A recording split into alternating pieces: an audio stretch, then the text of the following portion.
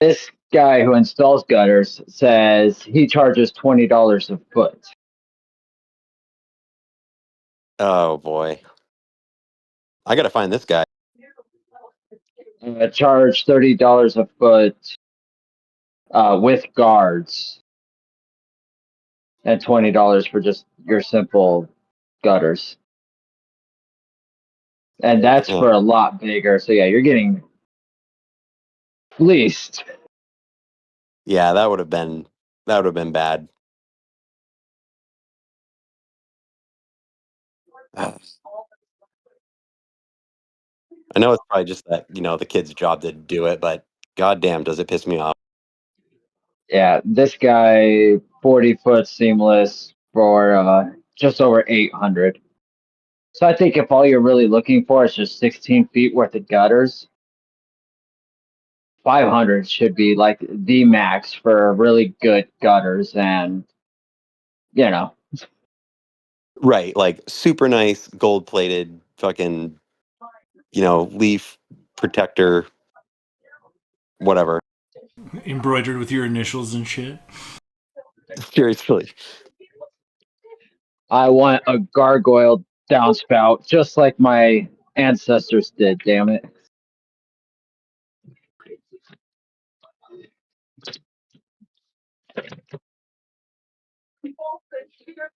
Yeah. I'm running behind a bit, but do we have Jurgen, or is he doing some nonsense? He's listening. Okay, I guess I'm only running behind a smidge. Yeah, I'll be with you shortly, guys. Sorry. We were in kickball playoffs tonight, and we creamed the first team 10-1, so we went into the actual finals, and it ran late because it was a close game. So I'm getting out of the shower right now, but I'll be there on the computer in less than 10. Don't you know you're supposed to be like shoeless Joe Jackson and throw the game? It was tempting, but we were so close to actually winning playoffs that I was like, well, fuck. And then I looked at the clock right after the game finished, and it was like 8:09. And then I flew home faster than I think I've ever drove in this area, and took the fastest shower that I've ever taken while listening to Will tell us the woes of his gutter troubles. And that guy asking you to write a fucking check today for work that isn't done yet is a common scam. And if you would have wrote that check, you would have never seen the work done, and he would have cashed that check and fucking dipped. Yep. You never pay up front. I will be on in 5 to 10. Okay, Did you at least win? Like, if we're waiting, did you at least win your championship? Make it worth it. Oh man, to lose the championship and miss D&D over it? That's a rough day. That's a rough day. Oh, for my item, I'm going to take +2. What's it called? A +2 tool, all-purpose tool. Requires attunement by an artificer. Ooh, very nice. Was that give you a little boost to your already proficiency and things like that? You're gonna what do you at like? You at like a +12 or 13 yet? Well, it gives me +2 to my spell attack rolls and saving rolls. DC. So, and I was able to take away one of my infusions for a +1. It makes it a +2. And then I can choose a cantrip from any class, and for 8 hours, I can cast that cantrip, and it counts as an artificer cantrip for the day. So I'm taking guidance. Ooh, that's a good one to have too. Nice. Well played. Well played. So it doesn't increase my proficiency this time, but it does give my spells and a little bit more power. Not bad. Not bad. And I can infuse something else. So I'm switching my infusion from that to a replicating item called the Gloves of Thievery, which does not require an attunement. It gives me a +5 to my sleight of hand. Oh, very nice. Way to make some upgrades happen, bro. Very nice. Yeah, that's clutch. I have that on Renwick. The Gloves of Thievery, that is. Yeah, it's nice. And then, and dexterity checks made to pick locks. So that's the nice thing. Artificers aren't great in the beginning, but once you get them into a higher level, you get all the fun toys. Plus, if we were doing a campaign, I would be making more items like I messaged you about today.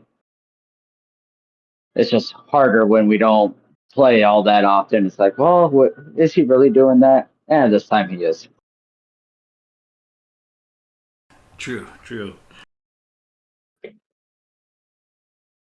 Way to utilize the artificer class to the fullest, though. I mean, so I think I remember Jurgen saying something about he took the belt of dwarven kind, but I don't suppose you have like a wiki or something up. Can one of you guys hit me with the language of what does the belt of dwarven kind do? I think it's like like a plus to con, and you can speak dwarvish, and I think you grow a beard? Question mark, or is that just like a critical role thing?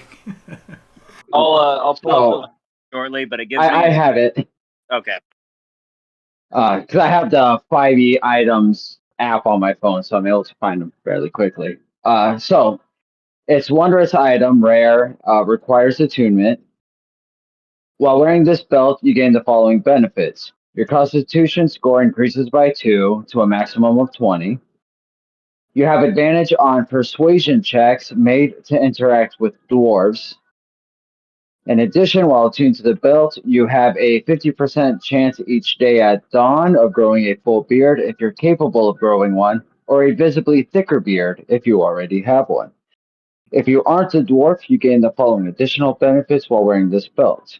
You have advantage on saving throws against poison, and you have resistance against poison damage.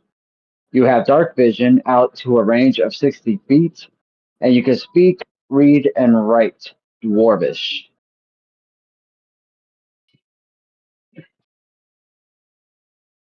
Very tight. And what did Levandro end up with, item wise? For the record, I'm dropping my luck stone to attune to the belt of dwarven kind. Okay, got it for sure.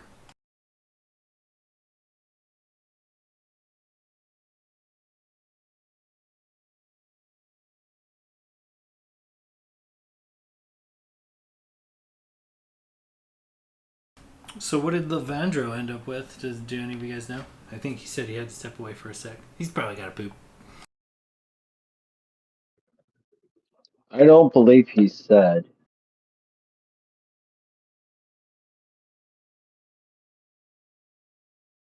Or at least he didn't mention anything that I'm aware of. He might have said something while at work with Dakota.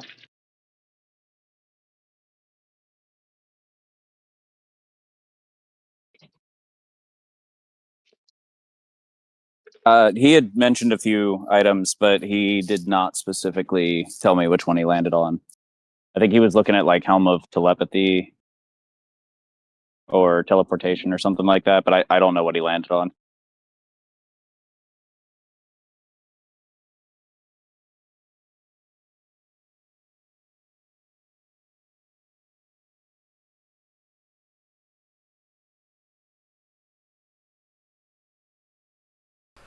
All right. Well, as soon as Will gets back, we'll get this thing kicked off. So since we normally don't cover it pre-game, as everybody gathers at the park, when Servan gets there riding upon his magnificent steed, you're going to notice a little winged figure kind of sitting on his shoulder. It is a tiny metal homunculus, kind of shaped to look like a,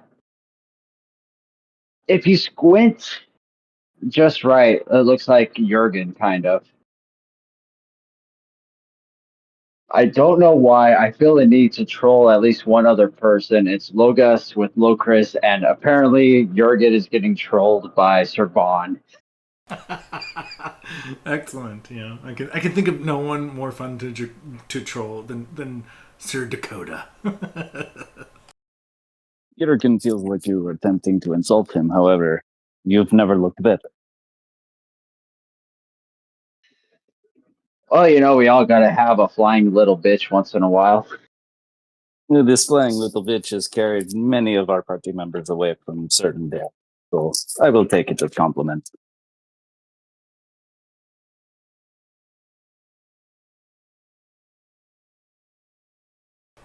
Yeah, dude, very nice. Well played.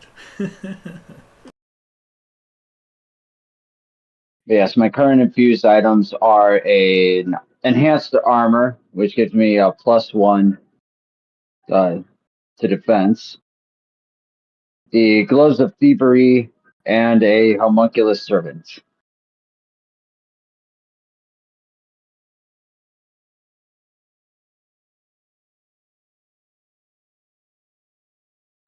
Yeah, the enhanced defense just gives me a +1 to my AC, so.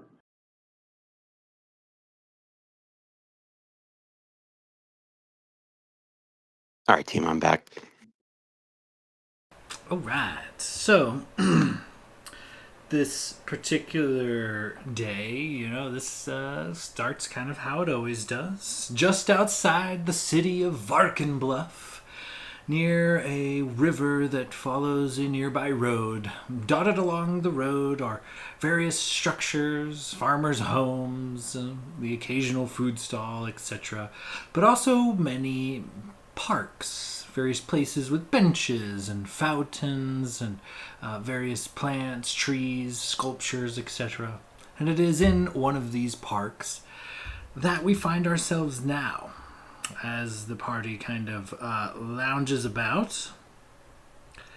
They see the familiar sign of Mira Rahir riding her white stallion down the road, clip-clopping as she comes, laden with packages as usual.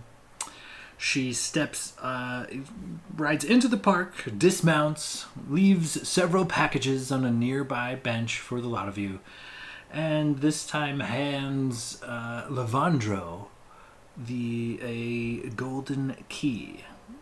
She winks, mounts up, and with the head nod, she says, "Good luck out there, boys."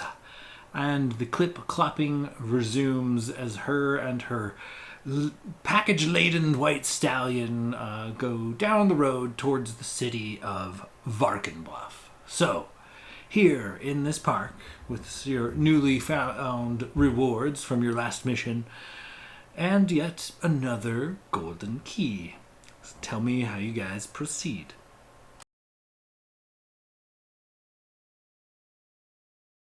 Well, it looks like we have another one of these keys. Levandro kind of holds it up to the group, shaking it. Oh, put it in the box and push play. Let's figure out what the hell kind of crazy stuff they're putting us into this time. Levandro will go ahead and, insert the key into the box and see what we got.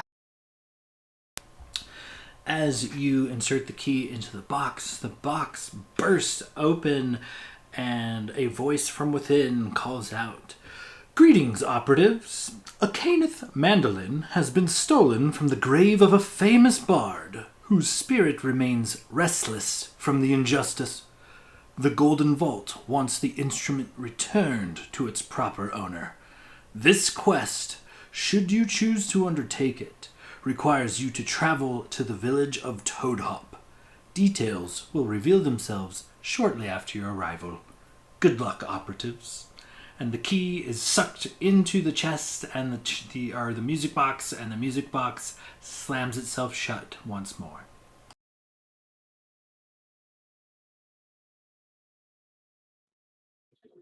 All right, well, apparently we got instruments. this time. You know, it's weird that as a thieves guild, we're stealing stolen items. It almost feels wrong.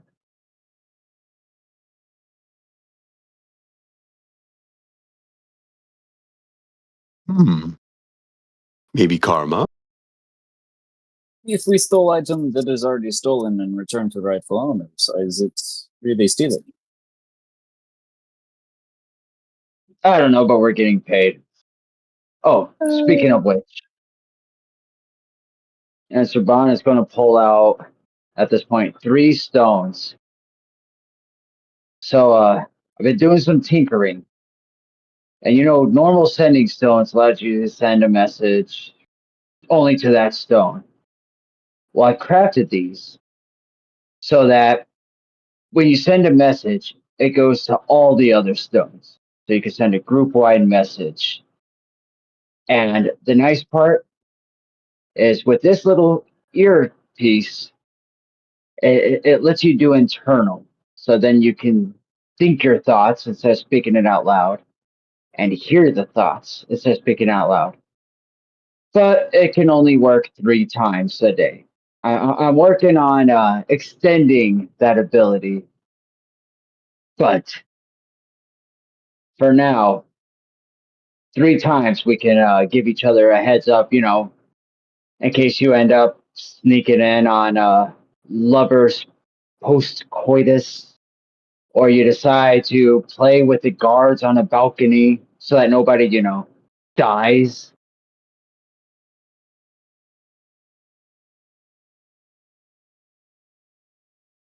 Or maybe I'll let you know if I'm flying out a window. Or that. I'm sorry. Can you repeat that? Jurgen wants to make sure he knows how to use fancy new items Servan has made. So it's a sending stone. I messaged Sean earlier. That's why I rolled 4 with that garbage 5. Uh, it's a sending stone that does a broadcast message to the other stones. So as long as we each have one, if I say I'm going left, the other members in the party can hear it. It has 3 charges. Each charge does a sending and receive. So the message spell or sending spell for each charge. And then it's internal, so like you don't have to say out loud, hey, I just got done pickpocketing this guy. You could think it, and the other 2 receive it in their heads, so we could keep hush hush. With Jurgen's superior intellect, and he points to his headband. I understand how you have made this. It is good call. Nice to have Serban in part.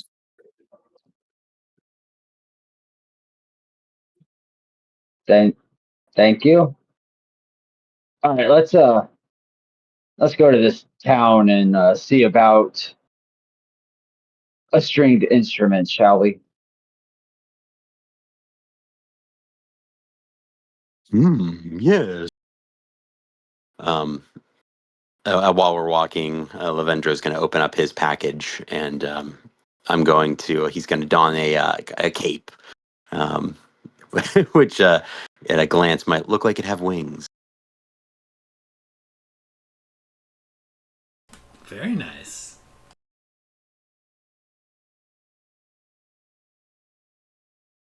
All right, so a nearby road sign kind of directs you towards in the direction of Toad Hop, this small village.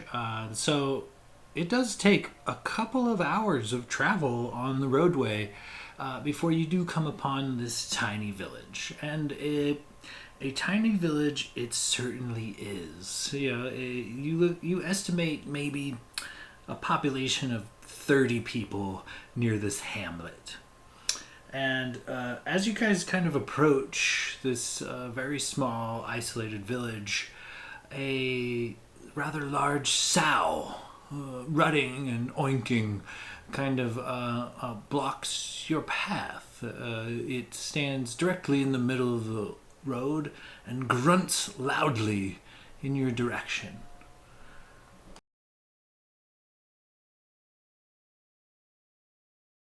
And this would be just outside the village. Jurgen looks at the party and goes, "His muscles aren't the only thing that's wrong with Jurgen." And then he touches his temples and casts Speak with Animals and approaches the sow. But he does so flexing, knowing that the sow is most likely also a like intimidating creature normally, given its stature. And just says, "What is your name, comrade?" "I am Jurgen." Hello, Jurgen. I'm Jenna Bean, the mayor around these parts. She oinks happily. "It is nice to meet you, Genevieve. You see, the comrades here and I have been sent to help you with presumed problem. It appears there have been instruments stolen from friends of yours." Well, I don't know nothing about that, but maybe you ask around. The humans might. Me, I don't have problems. I run this town and things run smooth since I'm the mayor. And she kind of oinks at you. "Well, with stature such as yours, of course you are leader. But perhaps there is person you could specifically point us to that handles your affairs, if you will." Misty. She's the one who did me up nice. The sow kind of walks in a circle, and you see painted very elegantly on the outside on the side of one of the sows are the words "Mayor" in white paint.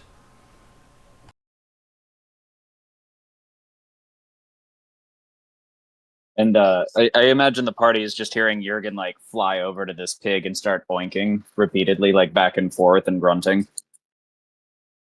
And he turns around and he just says, "Had a friend here says we should speak to Misty. She is one who handles affairs for the mayor." And he gestures back to the sow.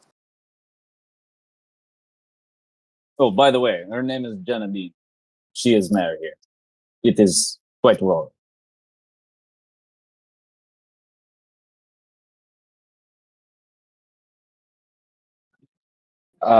Sir Bon is going to kind of lean over towards Lavendro and just be like, see, that's what happens when you train your body and not your mind. With that much intellect being pumped into him, you just go crazy and start thinking animals are mayors and talking. It's a sad situation.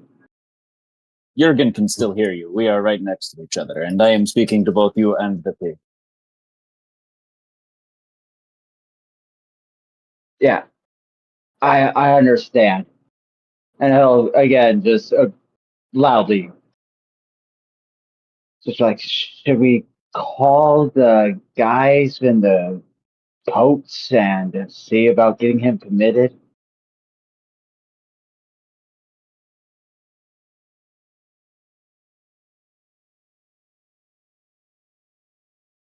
Jurgen just shakes his head and he turns back to the cell and says, "It has been very nice meeting you, Mayor Genevieve. Hopefully your, how you say it, assistant, Misty, can point us in the right direction. We can solve this problem before it even dampens your day." And he gives like a flutter with his wings and sort of like bows midair, then turns back to the party and just like nudges toward the the mayor sign. The mayor grunts happily. Oh, all right, yeah, heck yeah. And she begins walking into town herself. As you guys kind of walk into town, like I said, there's about 30 hard-working folk in the area. Not all of them are most of them are out in the fields as you kind of approach. But as you kind of come to the town square, well, what would be the village square, I guess. There are only two locales in this village. One is known as My Left Boot, and it's a quaint little tavern. And the other is Misty's Bunks, and it looks to be a small inn. But they are the only two local businesses in town. So tell me how you proceed. The mayor walks into My Left Boot, and you hear several people loudly, "Oh, hello, Mayor. Good to see you again." And a bit of laughter, and it sounds like maybe even a couple of ordered ales.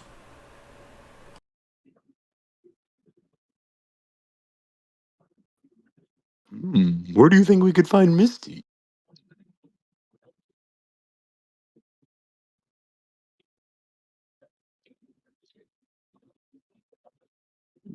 I don't know. Go ask the bartender. Correct me if I'm wrong, but didn't one place literally have Misty's name on Correct. The two businesses in town. One is Misty's Bunks, and the other is My Left Foot. Misty's Bunks is an inn. My Left Foot is a tavern.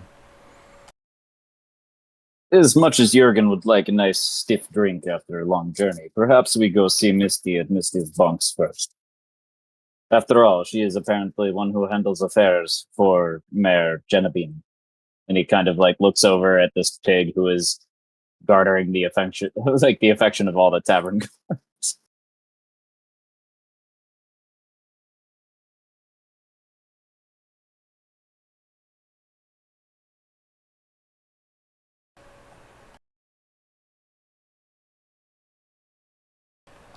Yeah, so I assume you guys go to which way? Tavern or inn? Sorry. Lavendra will walk towards Misty's bunks. Okay, I didn't want to railroad you. I wanted to give you the option. I was just being a smartass. No worries. As you guys kind of walk into Misty's bunks, there look to be only something like 4, maybe 5 rooms, and a elderly half-elven woman kind of greets you from behind a counter. "Oh, I'm afraid we've got a room or 2. I don't know if we've got 3. We've got some extras lately."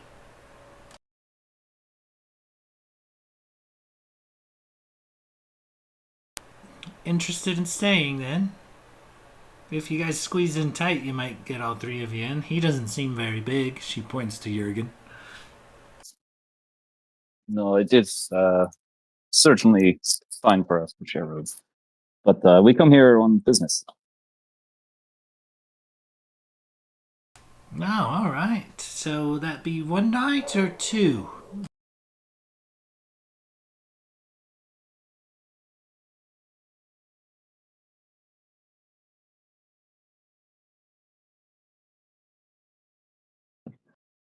I'm hoping none. We're here to deal with a problem that arose from the graveyard, primarily.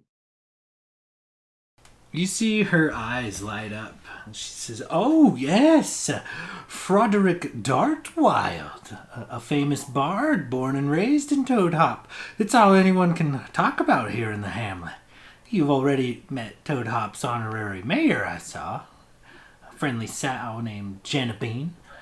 You've also seen maybe seen the frightened looks and the troubled, weary glances on the people here, and the faces of these simple, hard-working folk who inhabit this rustic thorp. You see, Frody died almost a month ago, and everyone in town attended his funeral. Now, he's crawled out from his grave and returned to the cabin where he was born and where he spent his childhood. The family that owns the cabin now is out of sorts, to say the least. The family that lives there, a father, a mother, and their 3 daughters, were staying with neighbors until I took them in, but they'll be staying with me until this grave matter is resolved. The good folk of Toad Hop would like it very much if you, being adventurer types, would pay a visit to the old Dartwild cabin and find out why Toad Hop's most famous bard has returned from the dead. The sooner he starts stinking up the place, the sooner he can be laid to rest again.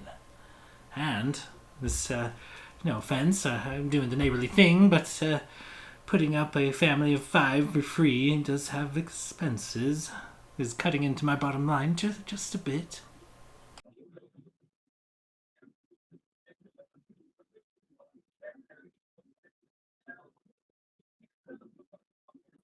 Well, that sounds quite fair. Everybody good with that? Works for me. Let's go get him. Jurgen is following you. And take off towards where we're going. All right. So, as you guys make your way to the old Dartwild cabin, the front door of the cabin is wide open, and a rotten stench emanates from it. A noise behind you signals the arrival of 4 clumsy local youths who keep their distance from the cabin once they catch a whiff of something unnatural. And they kind of bicker back and forth. "Dang if they ain't going inside," exclaims one youth. "Shut up, or Frody might hear you," hisses another. But there are definitely a small crowd of children gathered outside this cabin to watch and see what you guys do. Lavendra is going to turn and look to the group and just kind of hold his nose and go, "Ooh, that smell." They laugh. Yeah, they kind of point like, he doesn't even know. They might actually go in there. Holy shit.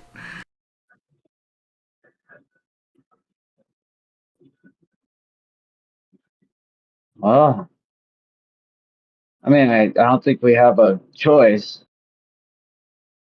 What Um, wait, why don't you little turd burglars tell us what's going on in there? I mean, Frody's in there, waiting for something. Maybe you guys are brave enough to go inside. None of us is.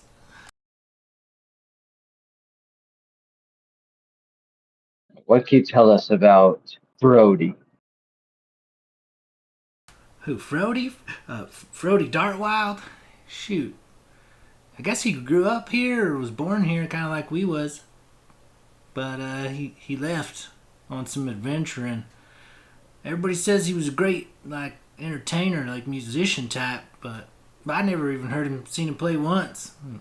And he got killed out on the road. They said something about manticore attack on him and his team. None of them made it. So we laid him to rest about a month ago. Shit, I was there. There was good cake. Guess he came back. Scared the bejeebus out of the folks who took his old parents' cabin over. And, well, look for yourself. Something's in there and it smells awful. You brave enough to go inside? Of course we are.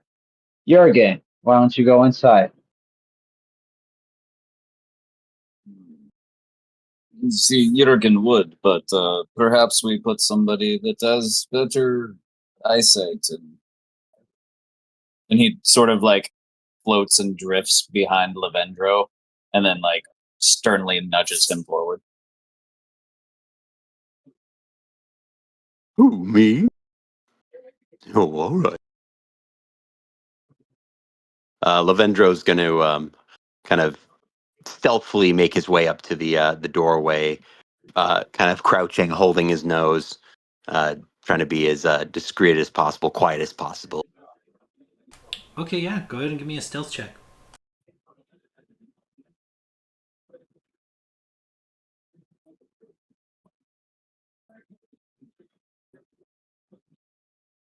28, Lavendro? Very nice. So as you kind of enter the cabin is full of buzzing flies. Seated in a dark corner behind a rickety kitchen table is what is attracting the flies. A putrid human corpse with yellow eyes, raspy breathing, and he does not notice you enter, but he seems to just be sitting, staring out a nearby window.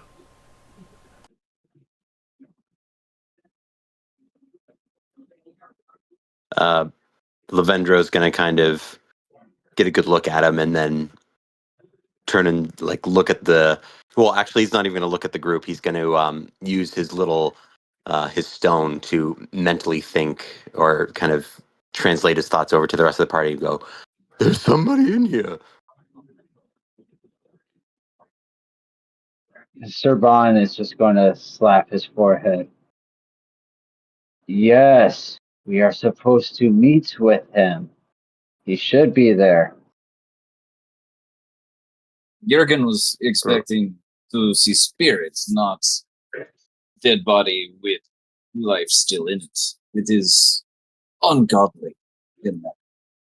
And he covers his nose and slowly drifts into the room with Lavendro. Yeah, I guess as the group is approaching, Lavendro. I don't want to spook this guy or whatever. Fuck, he's probably can't be spooked. I'm just gonna be like, "Hello, anybody there?" He stops looking out the window and turns his attention to you. He says, "Well met. My name is Froderick Dartwild.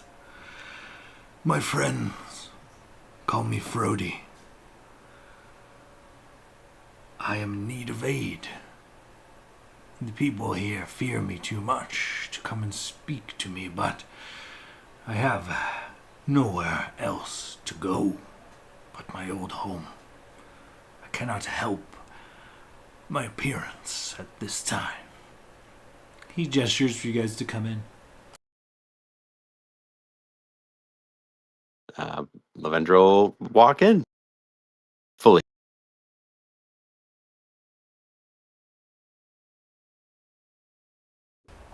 There. Sir Bon will follow, and we're going in. He take one of his little ball bearings, magically tinker with it so it keeps giving off a fresh flower smell, and just kind of hold it under his nose. Excellent. Okay, yeah. As you guys kind of sit around this table,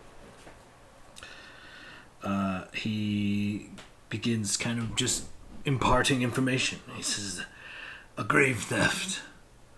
2 halflings dug up my grave in the dead of night. My Caneth mandolin, an instrument of the bards. I want it back. It has a name. Golden Axe. It was a gift, and without it, my soul will not rest."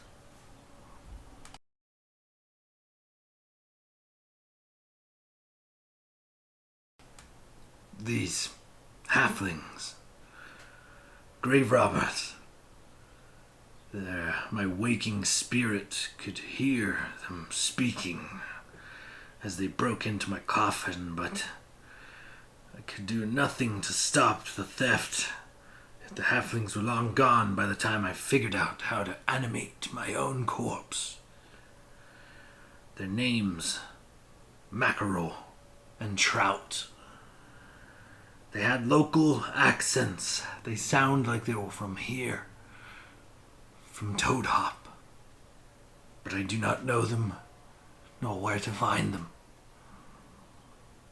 I can return peacefully to my grave, but not without my instrument of the bards, my mandolin. What say you? Will you help an old and tattered soul find peace? It's a sad story, and we feel for you. but we're not Ghostbusters. We need to get paid. What are you offering?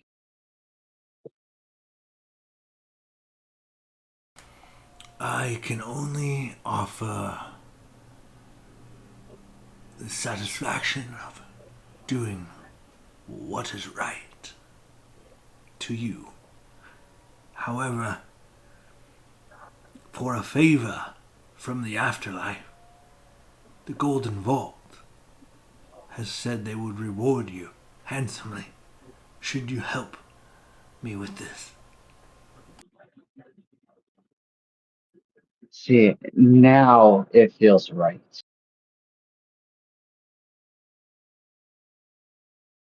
Well, what do you two think? Jurgen has learned to trust that Golden Vault always pays so long as we deliver. And he like gestures to this like ridiculous amount of magical items that he's gathered. Like he lifts up the belt of the chime of opening and his stone of good luck, and then like looks up and down at his headband and his belt, and then at his bracers of defense, and he's like, if they keep paying, Jurgen will keep working. I mean, it is hard to turn that down. Well, I happen to know a great bard, and how precious his instrument is to him. It's nice to get rewards, but might be nice to help a bard.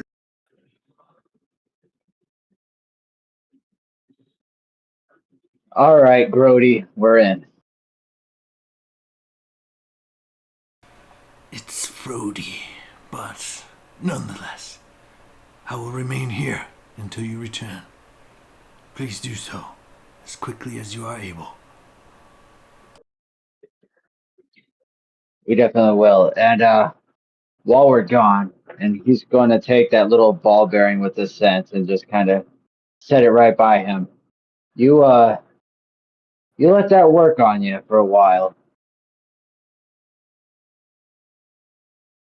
Indeed. So, gentlemen, Thank you.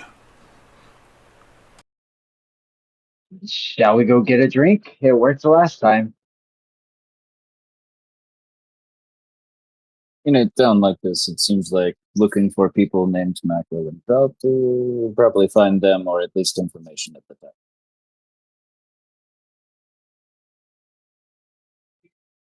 All right, let's go guppy hunting. As soon as you guys come outside, those four kids are like cheering. They're like, "Oh shit! Whoa!" And they're like, "Come here! Come here! What are you guys doing? Tell us what's going on. What's happening? What is in there? You guys are crazy." Well, it was harrowing. You see, it was a giant monster made out of sewage. But we dealt bravely with it, and it agreed to just take four little boys that are closest to it to feast upon and leave the rest of the town alone. You're welcome. And Jurgen's going to motion to like try to grab one of them by like the scruff of his shirt and help with the intimidation factor. And if I can get a hold of him, then I might have a line to say. Oh yeah, these are commoners. Your stats are vastly above theirs. I'll say Yeah, go ahead like- and roll an intimidation check with advantage, thanks to Jurgen's help. Oh, sorry, a what check? I would say one or the other. You guys can each make your own intimidation check, or one of you can give the other the help action, as you both are coming off as pretty intimidating at this point. I've got a +3. What are you working with, bud? Well, it sounds like this. I'm Miss Slow Chris. I'm rocking a whopping -1. All right, +3 it is. Yeah, so Jurgen's gonna like grab him by the scruff of the neck and kind of like start dragging him toward the door, and is just gonna say, "Now, this monster mentions we are looking for people named Mackerel and Trout. If you have information about that, perhaps we do not feed you to monster." And while he's doing this, Lavendro's going to kind of cast a spell, a silent image spell, maybe a monster that is kind of to the description of what Jurgen was describing, or I'm sorry, Sir Braun, and by the door to scare him even more. Excellent. A 12 is well enough, and not only do the three boys start panicking and screaming immediately, they are so struck with fear as if their feet are frozen in place. They cry and reach out for their friend who's slowly being dragged away, but they do nothing. And the friend, he goes, his whole body stiffens up and he turns pale.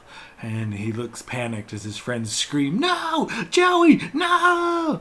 And Joey, upon being asked about mackerel and trout's like, yeah. I'll tell you.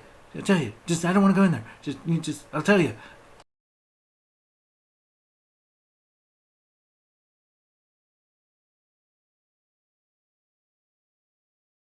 Then Jurgen kind of gives him like a gentle shake toward the silent image, and it's just like, well, if you're going to say it, spit it out, because Monster is hungry. Mackerel trout. Two halflings. I think they're brothers. Maybe they're cousins. There's a creek nearby the creek, and they 4, maybe 5 miles up the creek. They live in a house. It's on stilts. It's by the creek. Mackerel and trout. They bring fish sometimes. They bring frogs. They bring crayfish. That's for trade at the village sometimes. They're just up the road. They're not far. 4, maybe 5 miles up the creek.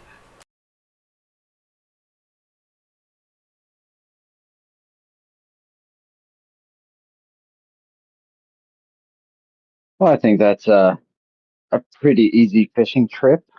That's a pretty fishing trip. Shall we go up the creek?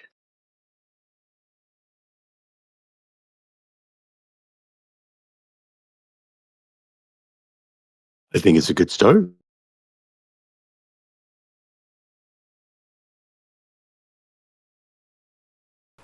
All right. So, a short walk later, 4, maybe 5 miles down this creek, you do eventually come upon a lopsided wooden hut that squats on 4 wooden stilts next to the sandy shore of a shallow river. You see 2 halflings in overalls, both enjoying the day. One is next to the hut, feeding a carrot to a mule, while the other stands in the middle of the river, futzing with a broken crayfish trap. Neither of them seem to notice your guys' approach, so tell me how you proceed.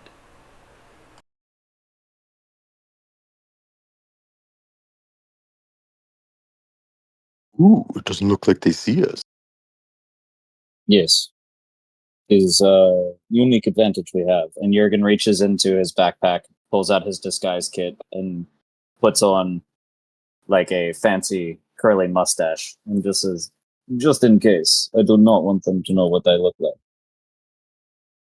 And like curls the tips of the mustache. Excellent. I wonder how well do you apply the mustache? What skill would you like, sir? I have a disguise kit in my inventory. I'd accept performance or sleight of hand. Your call.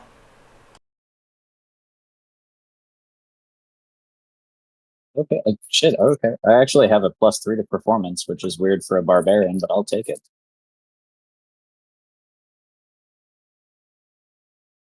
The mustache is probably lopsided. It's kind of lopsided, and as you're trying to like make the curls, you pluck a good bit of hair out of one side. So not only is it lopsided, even if it were even, it wouldn't be even. Does that make sense?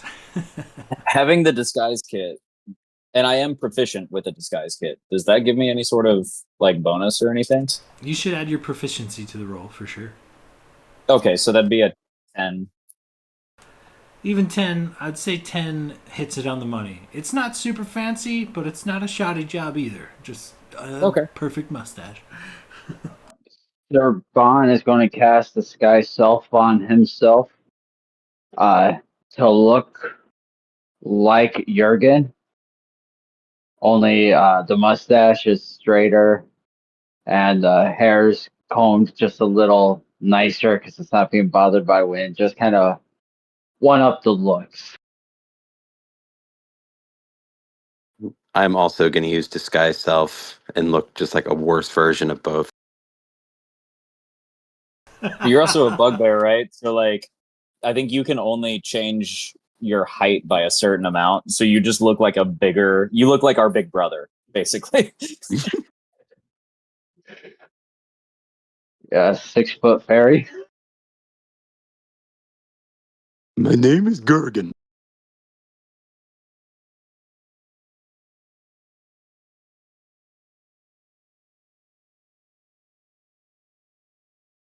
So, sufficiently in disguise. Tell me how you proceed. How do you want to play this combat? It seems like intimidation is sort of our thing, but these are also country folk. Perhaps they do not scare as easily as the youths. Well, maybe you could scare them into thinking a zombie's going to come eat their brains if they don't return the instrument. I mean, you could always try a friendly conversation first and just get progressively worse and meaner. That is fair. I mean, we are not ones to turn to violence initially. And Jurgen kind of like cracks his neck and rolls his shoulders a little bit.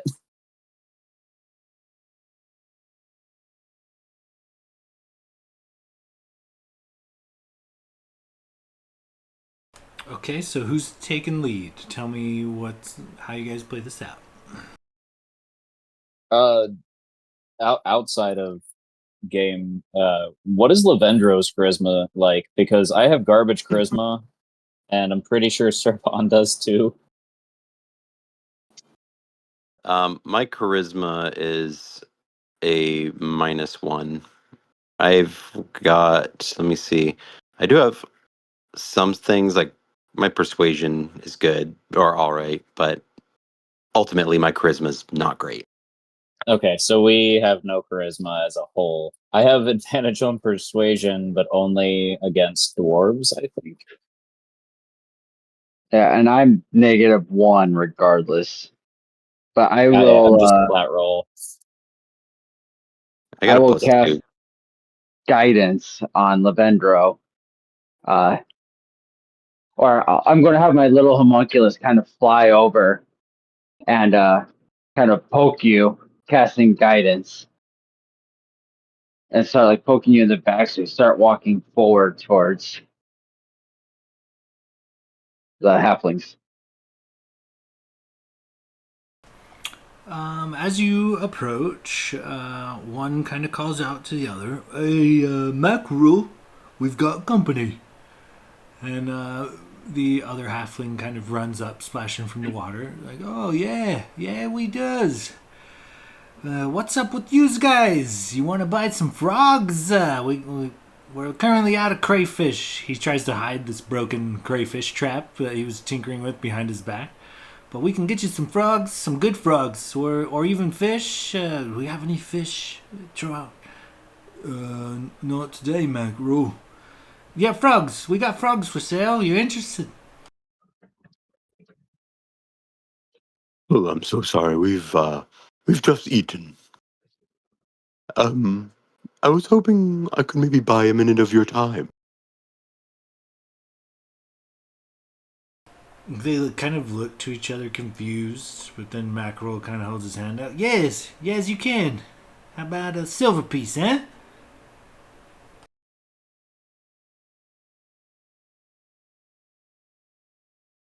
Oh. We're here to sell gutters. No, yeah, sure. I'll pull out a silver piece and give him one. Holy shit, sis. He hands it to his brother. Oh, well, do it again, Mackerel. All right. Okay, you got a minute, and then I'm gonna need another silver piece. What can I do for you? Well, I heard that you might know the whereabouts of a instrument, of maybe a local bard, a great bard.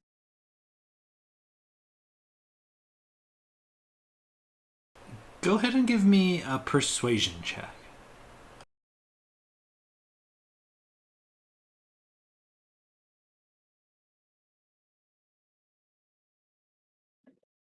Don't forget to add a D4 from the guidance. Oh, fuck yeah, I'm probably gonna need it. This is where all the shitty rolls come in. Yep. Right on time. Oh, fuck. Even with a 4, it's gonna be fucking absolute garbage. Nope.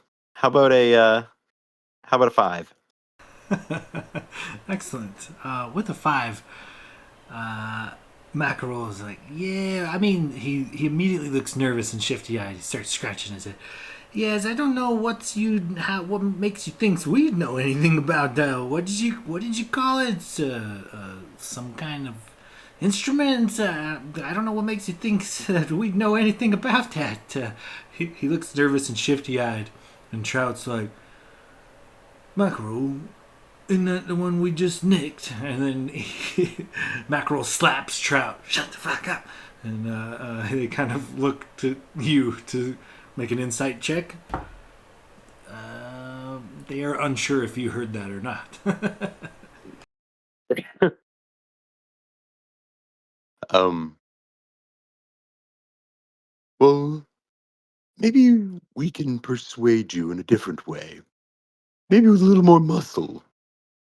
Maybe you'll be more willing to tell us something.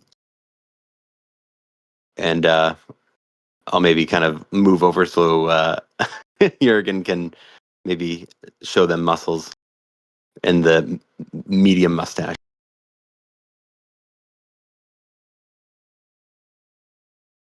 Yeah, Jurgen, go ahead and give me an intimidation roll. Yes, sir. Just a quick second.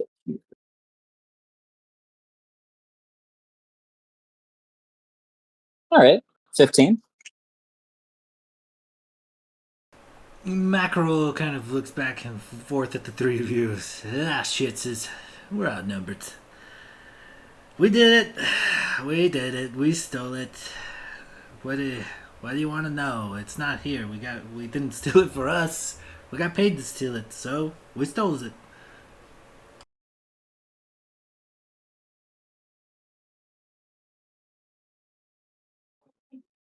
Who did the paying? Cynthian Scaldering. He has golden X. We used to work for Cynthian back in the day. He's only a couple hours away from here. He's got an estate kind of in the middle of this like olive plantation. We used to pick olives for him, but everything's soured. All the plants died. No life kind of lives there no more. It's fucking creepy, man. You ever just seen fields of dead olive trees? It's weird, but anyways, olive business dried up over there, so he opened like a music school. He takes in rich kids, and that's how he makes a living now. He's also, he owes a lot of people a lot of money, so I don't know. I figured maybe he knew the value of that mandolin and maybe wanted to sell it. Something. It's also possible, because all the rich kids he takes in from around the area. So it's possible that maybe he wanted to gift it to one of them to kind of curry their favor, to kind of get in good with like their parents. Because it's no secret he's not. Scythian's not the best mentor nor musician. Without those kids, he ain't got no money. And oh boy, he owes a lot of people a lot of money. So he's in a tough spot, I think. But Van Timmels, he's like Wiley Van Timmel. It's one of his pupils. They're filthy rich, the Timmels, and I bet if I had to put my money on him, maybe trying to curry favor. It's probably with that kid. So, hey, Trout, why don't you, make these guys up a little, model of the place, huh? And Trout nods, and he goes and fetches a bucket, runs out to the waterway, gets a scoop of water, and comes back and mixes it with a bit of sand and mud. And 15, maybe 20 minutes later, he has created like a sort of sandcastle diagram that basically is what they call the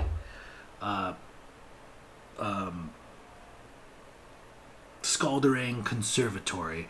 It's at the center of this fields and fields of dead olive trees, and it is apparently the building of where you guys are being directed to next. It says, yes, so... You're cutting out pretty hard, bud. Okay, let me disconnect, reconnect real quick.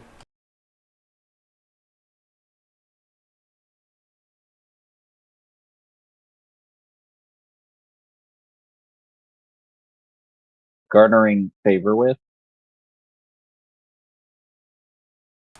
Yeah, the Van Timmels. Van Timmels. There's a Wiley Van Timmel there. He's one of the students. He's the richest of the rich kids.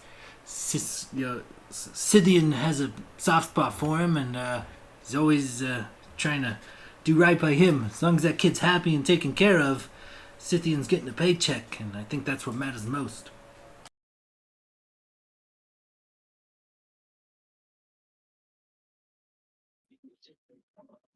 Does the maestro happen to have a strong security force?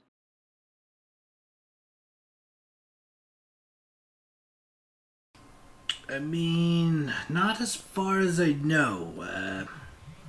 Trout, tell him everything you know about the conservatory. And Trout kind of stands up from making his little clay castle, and he says, well, the conservatory has 4 floors, counting the roof. The outer doors, that's a double door in front, and a back door leading to the kitchen. They're good, sturdy oak and barred shut at night. And all the windows are latched shut from the inside. We may be checked. He kind of looks sheepishly. From the skylights on the roof, you can see the 3rd floor room. It holds Scythian's fancy instruments. Scythian's quarters are somewhere on the 3rd floor too. He let most of the staff go, except the cook, the housekeeper. They sleep next to the kitchen on the ground floor. Students, they live on the 2nd floor. They each get a room, but they take their victuals in the dining hall on the 1st floor. There's staircases between all the floors in the towers, and an elevator, powered by magic, runs between the dining hall and the 2nd and 3rd floors.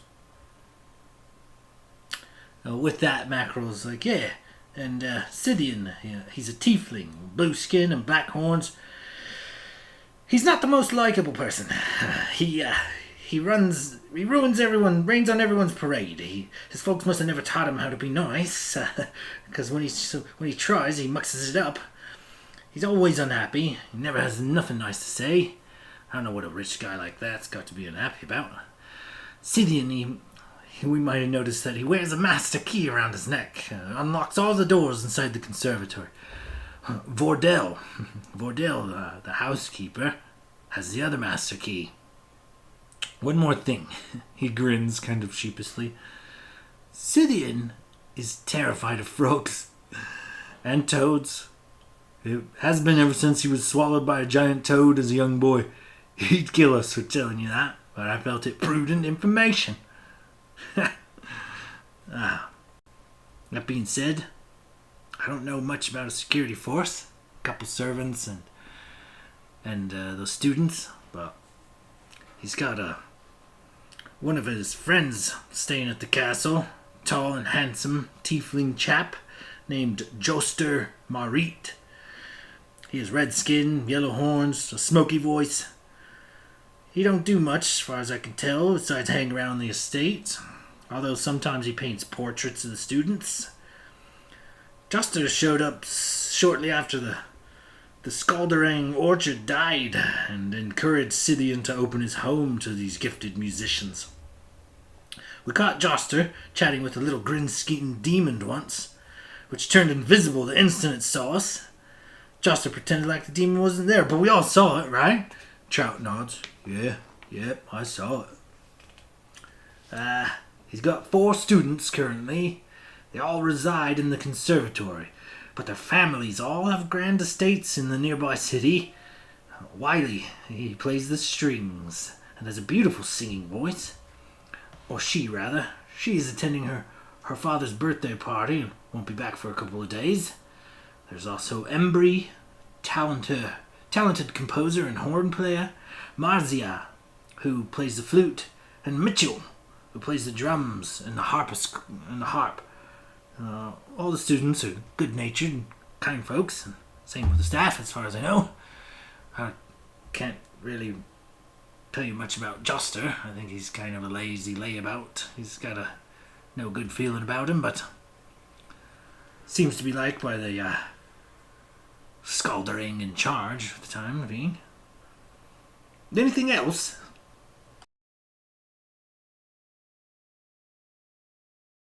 Yes. You had mentioned the fear of frogs. And Jurgen, like, his wings kind of fluttering, drifts close, so he's like, nose and nose. And you mentioned you have frogs. Naturally, for us righting your wrong, these frogs will come free of charge.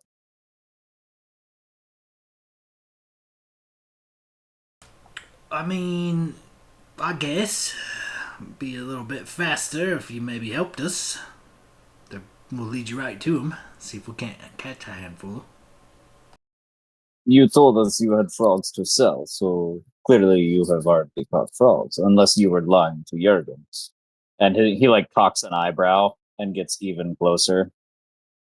What I meant to say was frogs are easy to catch right here on this little beach. I'll be right back. And he grabs his bucket and tears off into the water.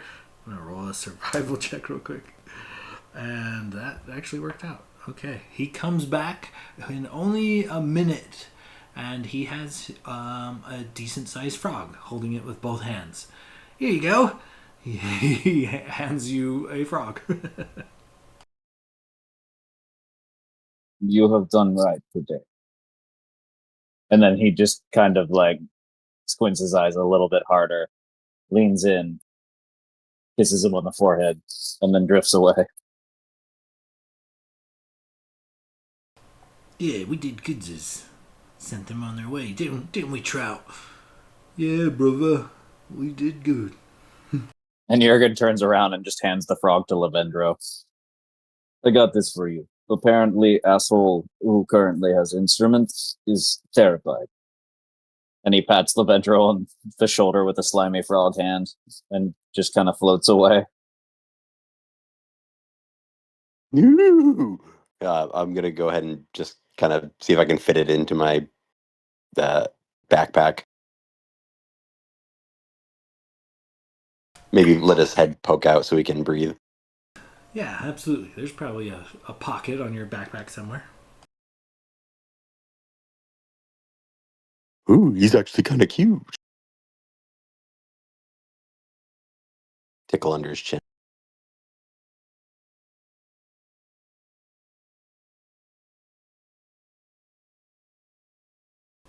One more thing. And Jurgen turns around and points a finger. This head housekeeper you speak of that has master key. Do they ever come into town, hang out the tavern? Where might we find them outside of their normal duties? I mean, he answers the front door when we knocks us sometimes.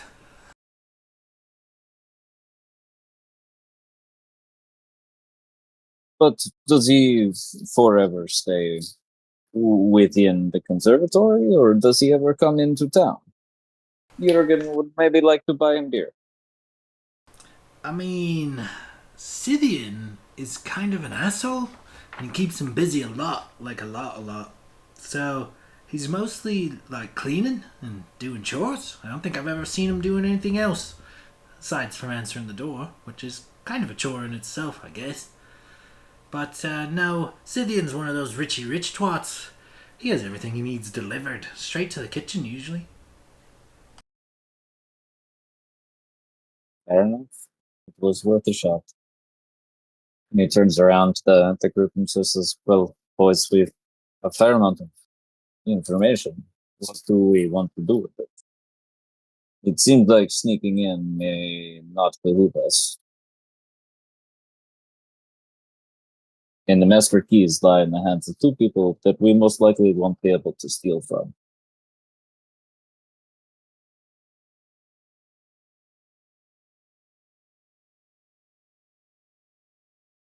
Well, if we could find a way into the room, maybe we don't even need to steal the key. I mean, to make things easier, but you fly up to the third floor and use the chime of opening, and we're out. That is fair point. I could probably take one of you with me. Could probably lift you. And we sneak in, and one of us goes to the quarters, one of us goes to instrument room, find mandolin, leave frog somewhere in bed to further humiliate, and make our way out. I mean, obviously, it's a perfect plan. There's no way this goes wrong. Absolutely not. It always works out. We've only failed like one time out of 6, so pretty good record. If anything, Jurgen can bring everybody to top of building, and we could all go together. Although it did work when we split up last time. Like, the three of us did 3 different things. Nobody died.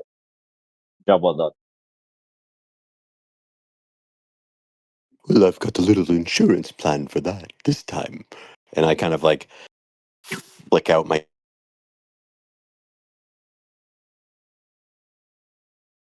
You flick out your what now? dick, my cape. What cape did you end up going with? Wings of flying. Oh, perfect. So, like, I can just lift Cerbon and you can fly yourself up. Mm-hmm. Sick. Well, yeah, we're definitely going in through the roof then. With the chime of opening, theoretically, we can make our way in. We just gotta be a little quiet about it. But this seems like it might at least put us on the right track. Are we all down for that? I mean, yeah, we can give it a shot. Cerbon, are you hanging out outside or are you coming up the roof with us? He'll follow, but he'll leave his pet and he'll bring only his homunculus. That way, if he needs to escape, he's got his car ready. All right. Yeah. So I guess we'll make our way and stake out the building and look for a good time to try to have all 3 of us get up on the roof. I'll lift Cerbon and Lavendro's got his wings of flying. Okay, so you guys head in the direction that the halflings kind of direct you, and after a couple more hours of travel, you recognize Scaldering Conservatory at once. A brooding keep surrounded by rows of dead olive trees. A long, straight cobblestone driveway in need of repair passes through the orchard on its way to the conservatory, forming like a loop before the entrance. Where the driveway meets the main road, someone has posted a plain wooden sign that reads as follows: Scaldering Conservatory, School for the Musically Gifted. No tours, no solicitors, no amateurs. So, with Scaldering Conservatory just off in the distance, tell me how you guys proceed.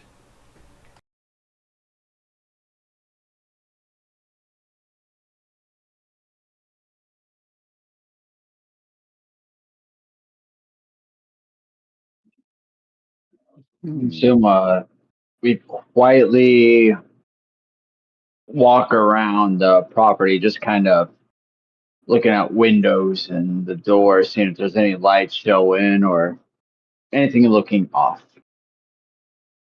Okay, go ahead and give me a perception check as you kind of case the joint.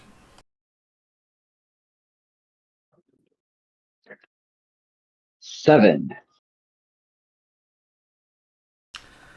I mean, it's definitely used. There is a bit of smoke coming out a chimney on top, and you see, as the sun begins to set, there are several lights within. There looks to be 3 floors. There's a few windows on each one, and there looks to be some sort of activity. You see a person move past a window here and there occasionally. Definitely a currently used to domicile. I'll just come back. All right. After a quick look, he's definitely broke his shit. And there's people moving around in there. I think this will be easy.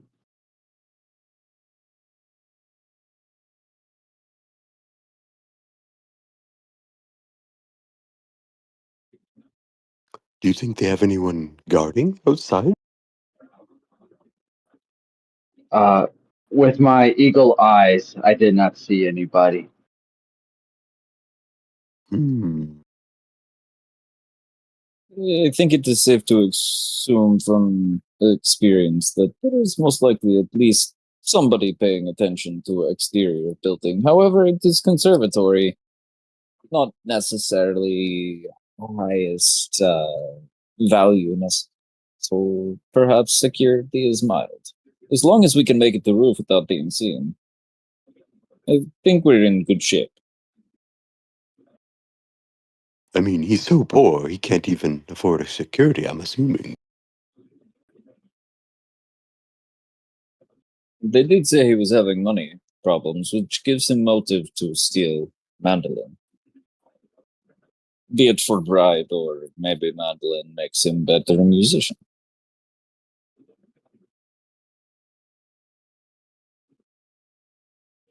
Well, let's go make him poor again.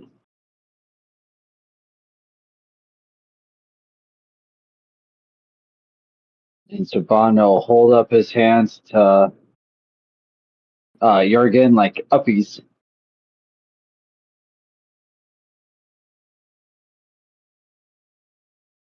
Jurgen just locks eyes, gives a firm nod, and then rippling muscles picks you up and gives you your your wings for now. Lavendra will kind of bring his cape out, and you'll see them just kind of turn into bat wings, and he turns and flies up and follows.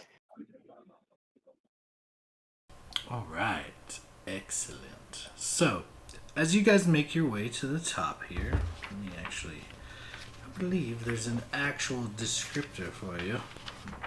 Yep, perfect. Okay, so you make your way to the top of this building, the rooftop. A 3-foot high stone battlement kind of encloses the rooftop. Mounted on one corner of the battlement is a flagpole flying a black pennant emblazoned with a golden olive tree. A chimney pipe juts up from the opposite corner, and an oak door leads to 2 separate towers, one on the north side, one on the south side. A 5-foot walkway kind of wraps around a convex structure composed of 8 large stained glass windows in lead frames. Each skylight is like a work of art. Its panes are shaped and colored to resemble a rising or perhaps setting sun. With that being said, I'm going to drop a picture here real quick. Oops, maybe I will. Actually, you guys, upon landing, find yourselves a alone on the rooftop for the most part, but a horrid droning sound just emanates out of nowhere. I need all of you to give me Constitution saving throws.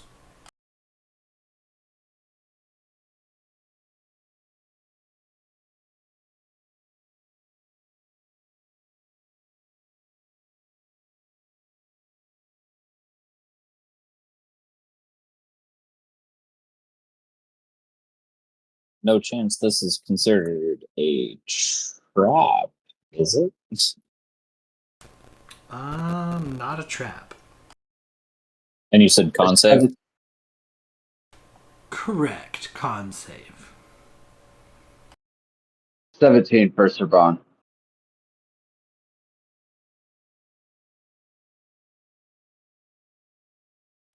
Okay, 17 for Serban, 19 for Levandro, 9 for Jurgen. So, at this point, we're all going to have to roll some initiative.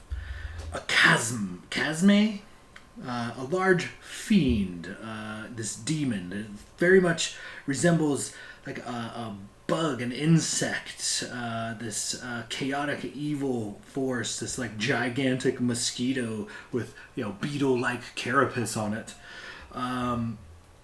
just appears from invisibility as you guys arrive.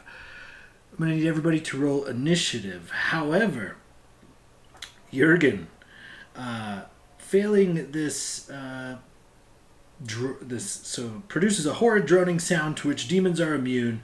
Any other creature that starts its turn, yada yada yada. So anyway, Constitution saving throw or fall unconscious for 10 minutes. So until someone comes to wake you, you immediately collapse. Not even in a deep sleep, just physically unconscious. So keep that in mind, but let's all roll initiative anyway.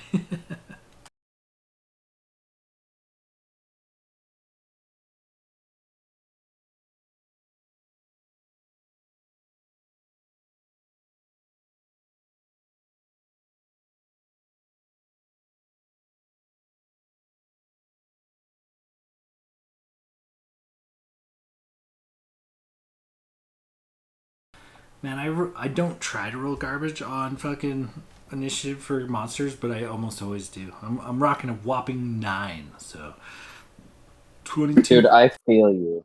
It must be like a curse. Every time I DM, I roll great for stupid shit, but then my monsters just get walloped every goddamn time.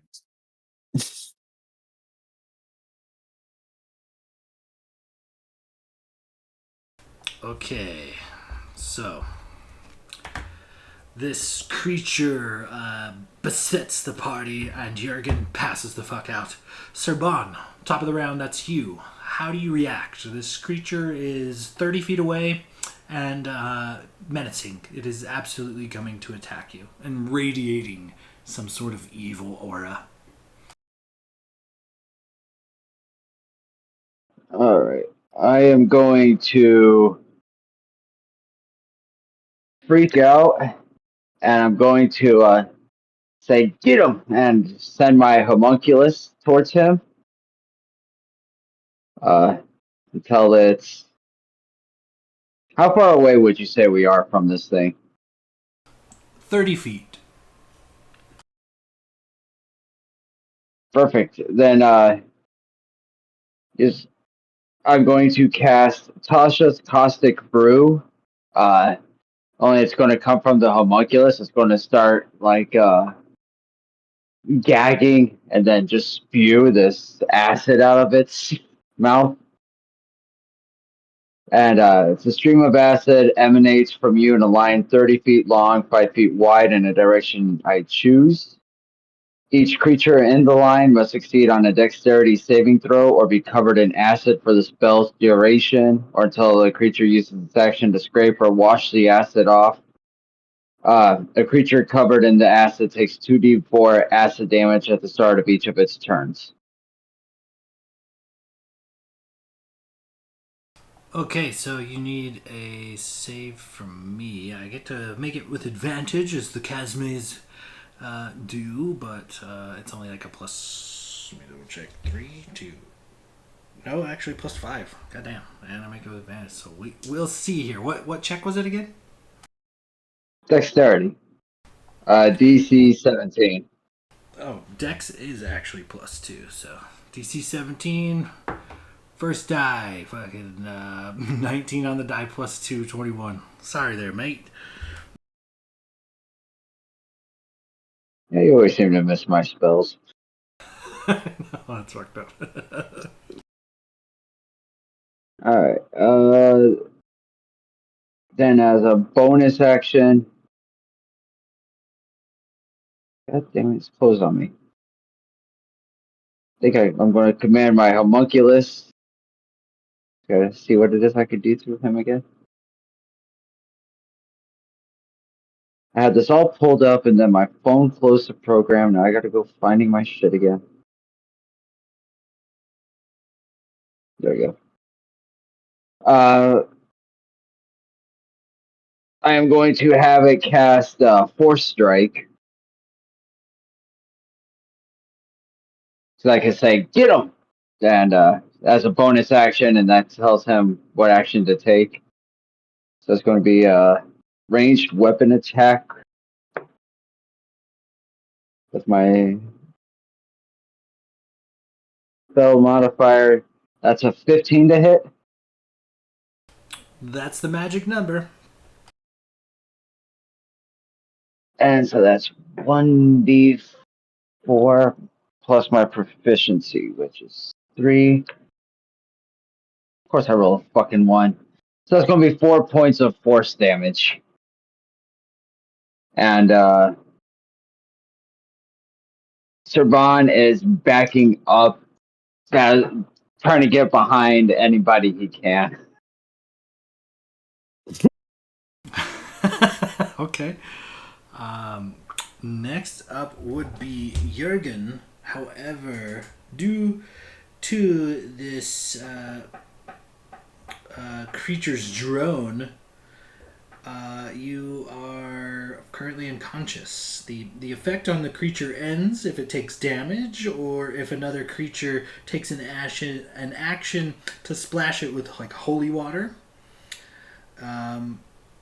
And yeah, that's what you, and that just allows you to remake the saving throw. Unfortunately, so Jurgen, unconscious as you are, we're gonna go ahead and move on down to Levandro. Levandro, Jurgen just passed out immediately upon seeing this creature. How do you kind of proceed? You see Serban's homunculus hurling spells as you know, Serban kind of mutters arcane words under his breath. Hmm.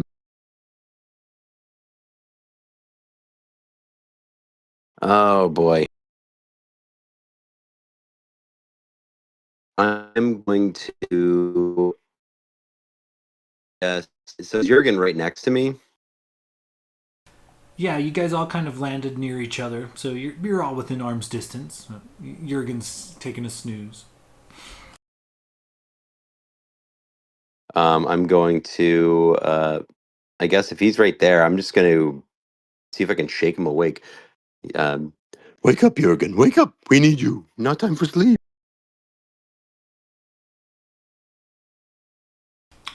Go ahead and give me an insight check.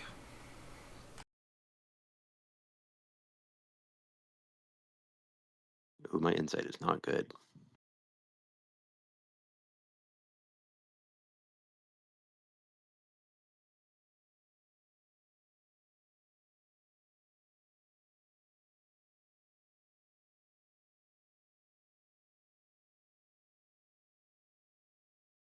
I mean, I'll take it. Nice, 18. Well played. You realize that Jurgen is not asleep. He is unconscious. There is a difference.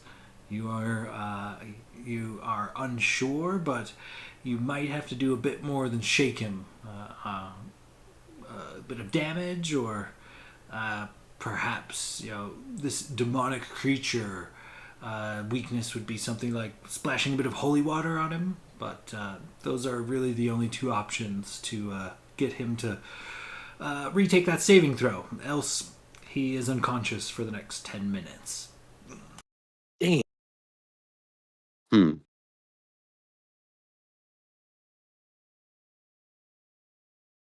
All right.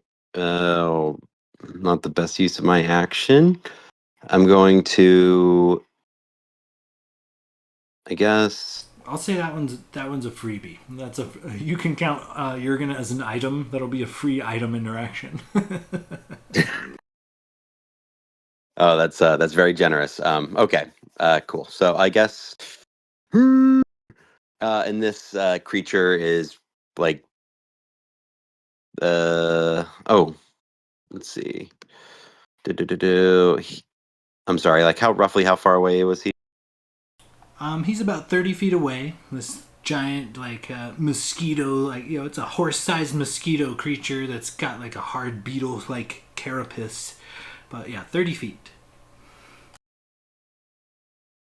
Okay, I'm gonna run up to him, and I'm going to uh, I'm going to I guess turn back to the group and be like, "I'll hold him off. We need to wake Jurgen somehow." And I'm going to cast color spray on him. Oh, fancy. Okay, yeah. Do you need, like, a save from me, or? Do oh, 6d10. The total is how many hit points this creature can affect. Okay, so maybe I might not be able to hold them off. So I guess 6d10, and then I'll see how that compares to your HP. Okay, go ahead and And roll it out.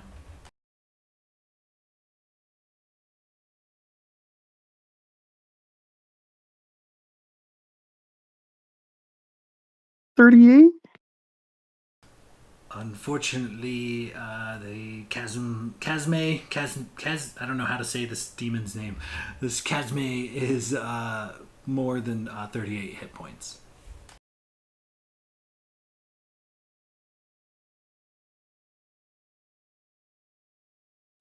Now angry and several different colors. It clicks its mandibles greedily at you. Anything else? I guess I don't think I really have much for bonus actions. Let me just double check. I guess. Uh, I guess whatever. I guess it says as a bonus action, I have a telekinetic shove, so maybe I can shove him. Uh, I'm going to use a telekinetic shove on him. Okay, is that what's the DC for that? It's a strength saving throw of 14. Strength of 14. Ooh, only a +2, but comes out to 19. Unfortunately, he resists your psychic shove. Oh no. Yeah, that's gonna be it. All right, this creature scuttles around hungrily, and he makes a proboscis attack at you, Levandro. Since you're right up in the mix, this is gonna be a +5. 7 + 5 does a 12 hit, Levandro? Fortunately, not. Buzzing angrily as it misses with its proboscis attack. It uses some of its movement, and it flies rather quickly, about 40 feet into the air, and lands on like the northmost tower. It is still facing you. It is still aiming its proboscis at you, but it is roughly 40 feet up the side of this tower. It is now like on the roof, essentially kind of buzzing and clicking at you, but it has removed itself from your immediate range. And that's all it's got. Top of the round, Sir Bon. How do you proceed at this point? Okay, so are we on a roof or are we still on the ground?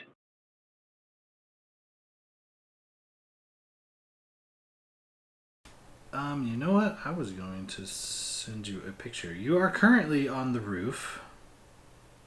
Okay. I probably shouldn't be. Let's retry that. But this picture will be alright, I think. Probably. Okay. Sorry, it took me a minute. Okay, so this is kind of the battlefield, but we're still going to keep it into like a theater of the mind type of situation. But essentially, you have like this large open area, and then you have two like towers on. Did that not send or what? Oh, okay, here we go. Okay, so level 4. You have some skylights. You've got like a open walkway area on the roof. You've got a tower to the north and a tower to the south. This creature is on the north tower, kind of staring, crackling at you menacingly. You guys are just north of the skylights in this picture. So this creature, we're going to call it, is about 45, maybe 50 feet away from you at this point. Okay, I am going to pull out it looks a little bit like a pistol with a little flame shooter on it. As I cast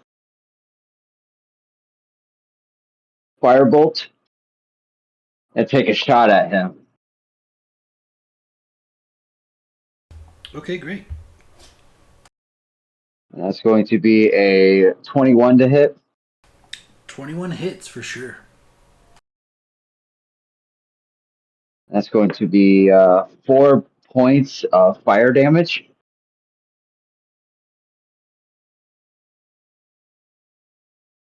All right. Then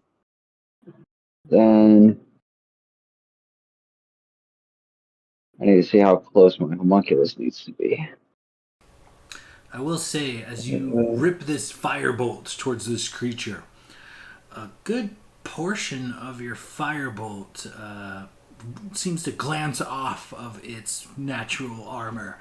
Though you do leave a scorch, you get a feeling, as you know, a seasoned artificer, this creature has resistance to fire.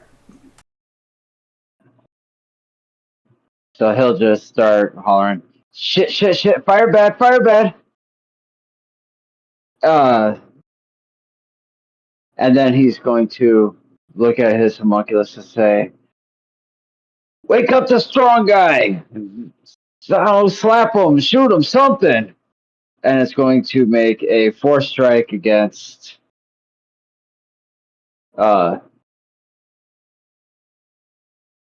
Jurgen. Okay, Jurgen is currently prone, so if it's like a melee attack, it will be with advantage.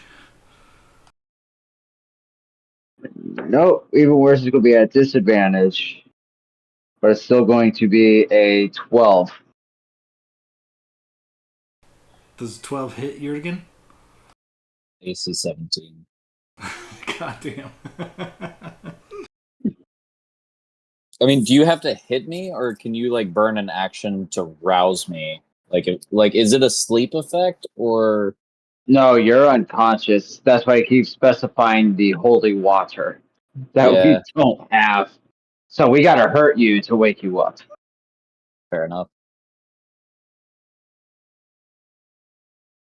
And Sir Bon will continue to try to make himself look smaller, and hide away. All right, yeah. I have 48 HP. I'm not taking many hits. And that will end my turn. All right. Sir Bon moves down to Jurgen. Unfortunately, let me double check the wording of this. Okay. Da-da-da-da. If it takes damage or another creature uses an action to splash it with holy water. That's damage or holy water. That's the only way to come out of this unnatural stupor. I'm sorry to have eliminated you for the moment, Jurgen, but we're going to move on down to Levandro. Levandro, what do you do as this creature stuck to this stone wall, much like a spider, crawls and clacks angrily in your direction? Oh.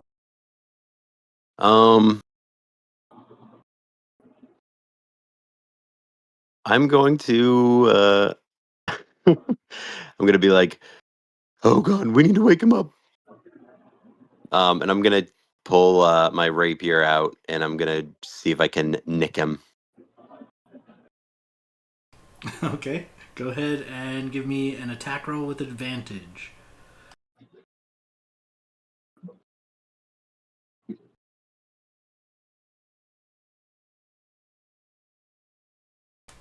Oh yeah, you. Oh fuck! Did I just crit?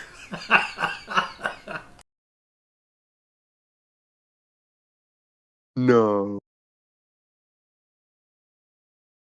I will say with the for the sake of a crit, you just perfectly like on guard when they're like fencing. You do just like a powerful lust and thrust and jab, and you manage with a critical hit. I will allow you to do just a single pinprick to your fallen comrade. So we'll go ahead and give him a single point of damage. And with that, Drop it. instead of just coup de grace him, with that, Jurgen, a bit of pain sparks you back into reality. Your eyes open. But Levandro, it is still your turn. So, you have movement, a bonus action, anything else? I am going to turn to I guess yeah, I'm gonna turn to Jurgen and just be like, we need to take care of this thing now. And I'm going to take flight with my wings there and fly over to this beetle on that tower if I can. Yeah, we'll call it 50 feet. You got 50 feet of flying speed? I think it's 60 I can do. Let me double check it. Wings give you flying speed of 60 feet. Okay, yeah, you fly right up into melee combat with this creature. And I just kind of grin. And I think just to piss him off, I'm going to try to telekinetically shove him again.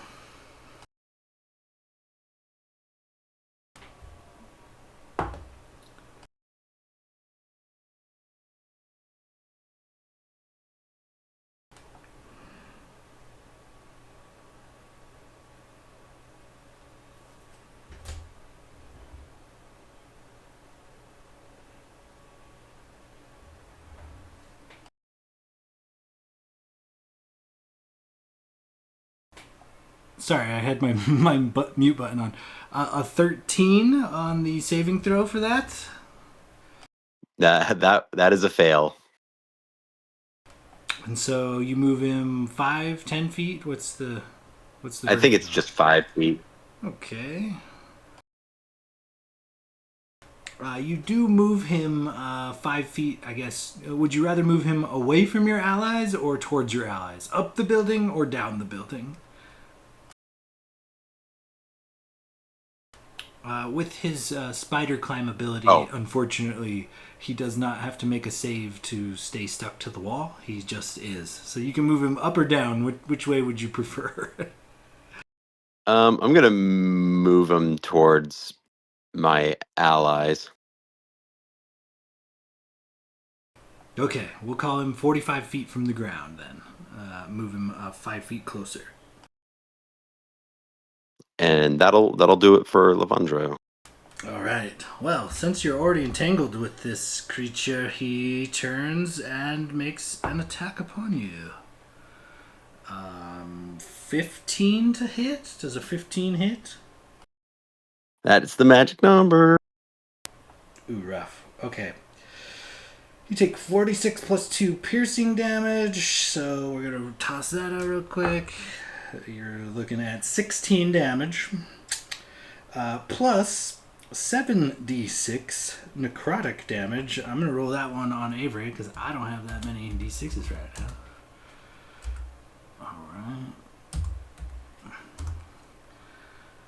Alright. Whopping 20 additional damage. Also, this 20 necrotic damage brings your hit point maximum is reduced by that amount. So take 20 off of your you not only take 20 damage, but you cannot heal that 20 damage back until you have either had a long rest or a greater restoration. So keep in mind your max HP is now 20 lower than it was.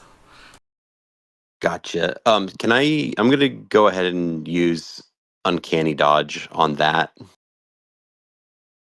as my reaction. So if it's halved, would I just lose only 10? Yeah. Okay, so I'll do that. So I'll Uncanny Dodge that, take 10, and then I took 16 from that other hit. Yeah, it was all one hit. So actually you would have the 16 because the 16 is the physical damage.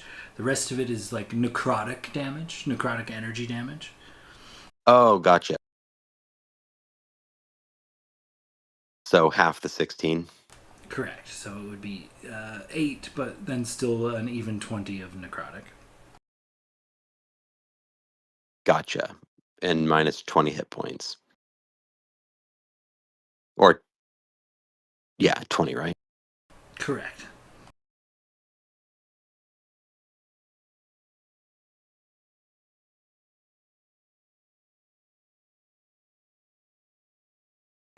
With that, just the one attack, it does not seem interested in going anywhere, just fighting you there, Levandro. Top of the round. Sorbonne, you're up.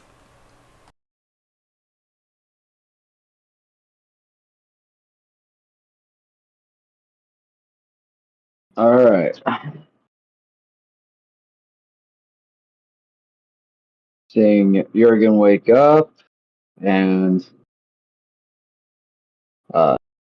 Lavendro take a nasty hit.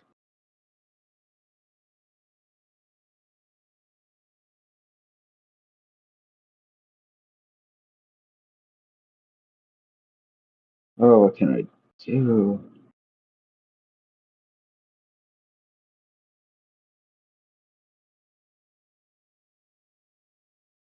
I am going to start off as a bonus action. I'm going to have my homunculus take a shot at this thing since it seems to actually be hitting once in a while. 18 to hit. Oh, that hits for sure.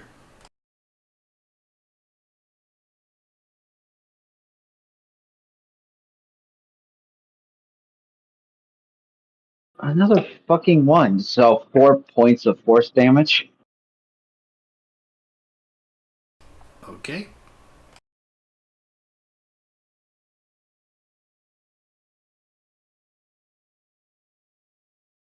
Then he's going to really have range stuff, so he's going to hold his action to dodge. Okay, excellent.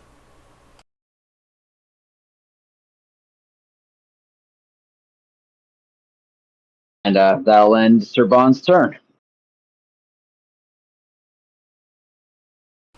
Jurgen, finally, your turn. What do you do? I imagine like he kind of jolts back to life. I have awakened. And then he looks around and he goes, "Oh fuck!" And then he looks at the skylight. And how far am I from the skylight at this point? I'll say 5, maybe 10 feet. You're right there. Perfect. He's gonna rush over and try to open one of the skylights. Or would it burn an action to try to open it, or like am I able to assess that as like I don't want to burn an action because I can open it with an item with an action. I just don't know if I can test the latch, I guess. I will say you get over to this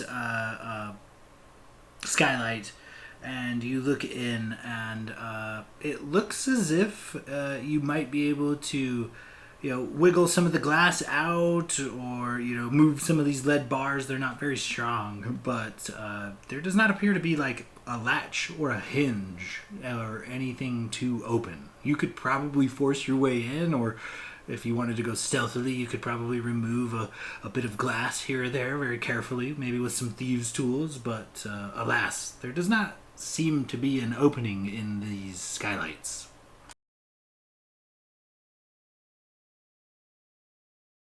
Yeah. I mean, it's a heist. Fuck it. Jurgen just looks back at the group and he goes, "There is no latch." And then he just tries to punch through the glass. He's a barbarian. Yeah, for sure. Go ahead and give me we'll call it an athletics check.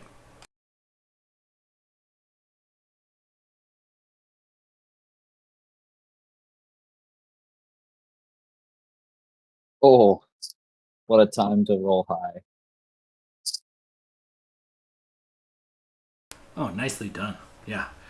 You smash the window. Several panes just fall inward towards this carpeted floor interior. How do you proceed from here? Fly in? Dive in? Uh, yeah, he's gonna basically just be like, "It's a snatch and grab now, comrades." And then he just kind of does like this corkscrew dive into the building.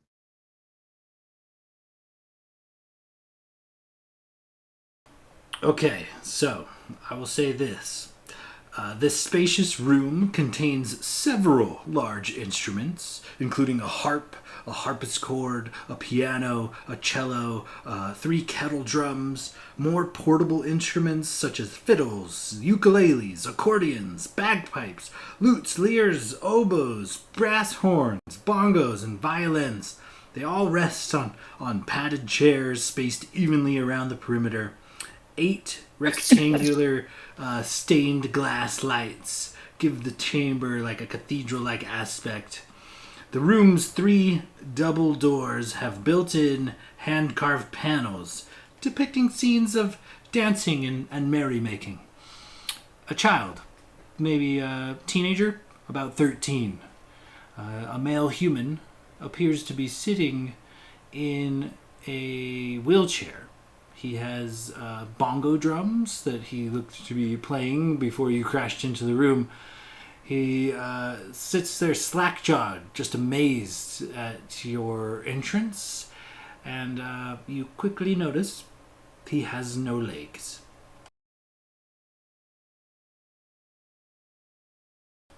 So, I think you still maybe have a bonus action?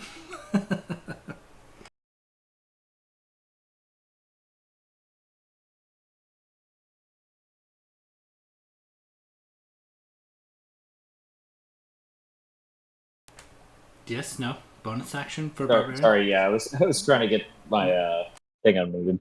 No worries. I mean, I guess I might as well rage. So like Jurgen just punches this glass, it all shatters, and he just corkscrew dives through and tries to give the party an escape from this fucking Casme thing. And he dives into the room and he just looks at the man, looks at the bongos, and says, "Where is the mandolin?" and goes into a full rage. Excellent. Moving on down from Jurgen, Levandro. You are up and personal with this creature. How do you proceed?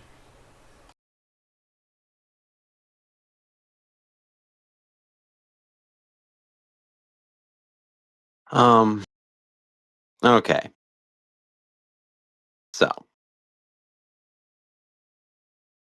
So is it Jurgen went inside, Sturbon is still on the roof, and I'm on the tower with this thing, right? Correct. Serban is still nearby. You have no idea of the whereabouts of Jurgen. He's inside the building.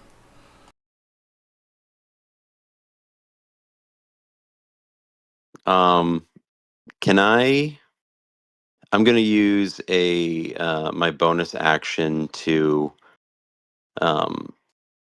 probably seeing that at least the one of those glass panels was broken that he probably busted his way through. I'm going to bonus action disengage from this thing. Okay, for sure. Now, would you allow me to, while I'm escaping, to fly and grab Surbon to go inside? Yeah, give me an athletics check. We'll call it, he's not the biggest guy. We'll call it DC 12 athletics check to snatch Serban and make your way inside.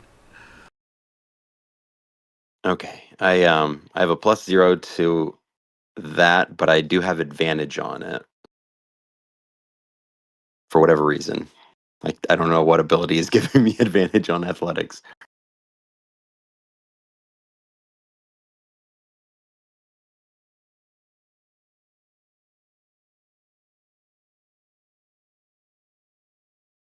Please. Oh, I didn't do the advantage. God damn it. Oh man, you need it now. Oh, this is so much worse.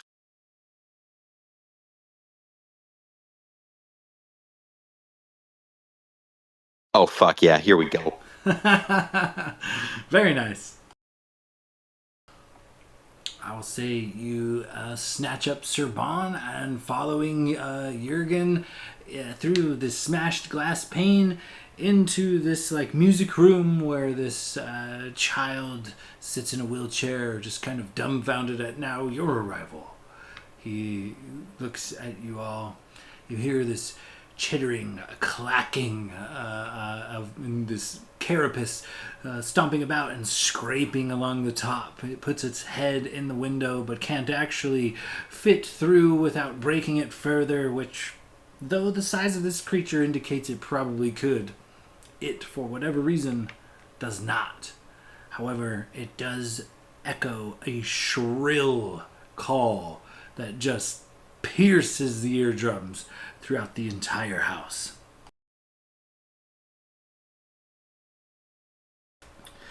Once in this room, this kid sitting in the wheelchair, kind of staring up at you, his mouth closes and he's like, "Fucking thieves?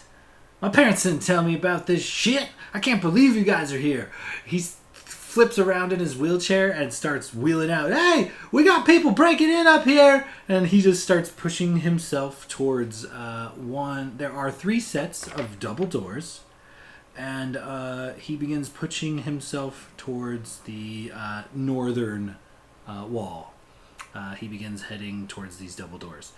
"Hey, I need help. There's shit's going on." And he starts banging his drum, as he makes his way. This fucker. Jurgen would rush to grapple him and try to cover his mouth. I'm not even going to make you roll for it. He's got Commodore stats. You absolutely seize this handicapped child and cover his mouth. Jurgen, like wings, just gently keeping him hovering behind this child, covers his mouth and just says, "I am not here to kill you. I am here for one specific thing, and I would like to leave So I would appreciate not killing you if you would shut up and tell me where Magic Man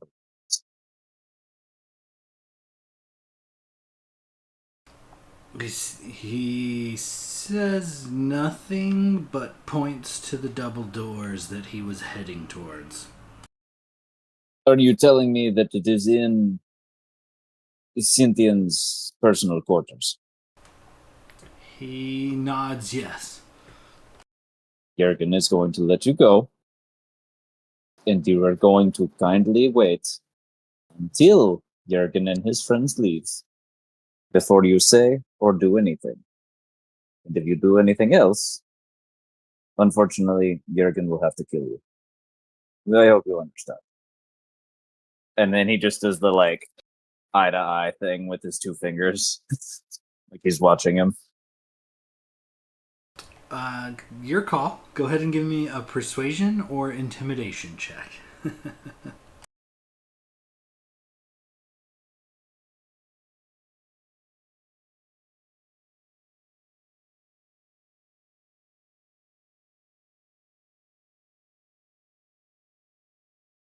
Hot damn. He nods quietly. Yeah. Okay, yeah. He is absolutely terrified.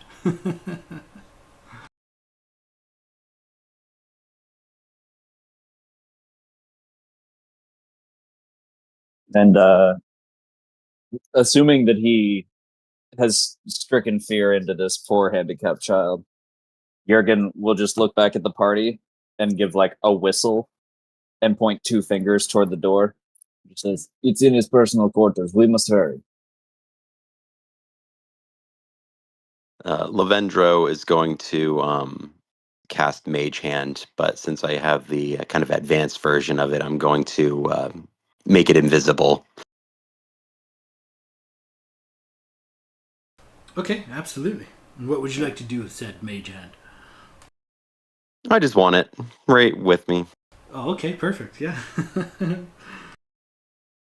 While Maybe. going by, Sorbonne is going to grab the kid and just kind of start shaking him. Like, what the fuck is that thing? What the hell was that? What is this goddamn place? Who the fuck are you? The kid still terrified. You know, he's like, I'm Mitchell. I'm just here. It's Scaldering Conservatory. It's kind of. I'm happy here. I learn music here. I don't know what you're talking about. I've never seen that thing before. The thing that screamed. I don't know what's going on.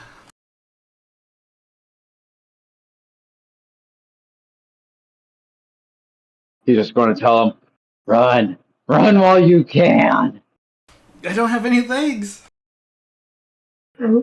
Run. He starts crying.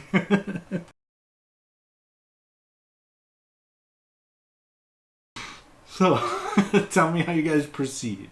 Through the double doors, I assume?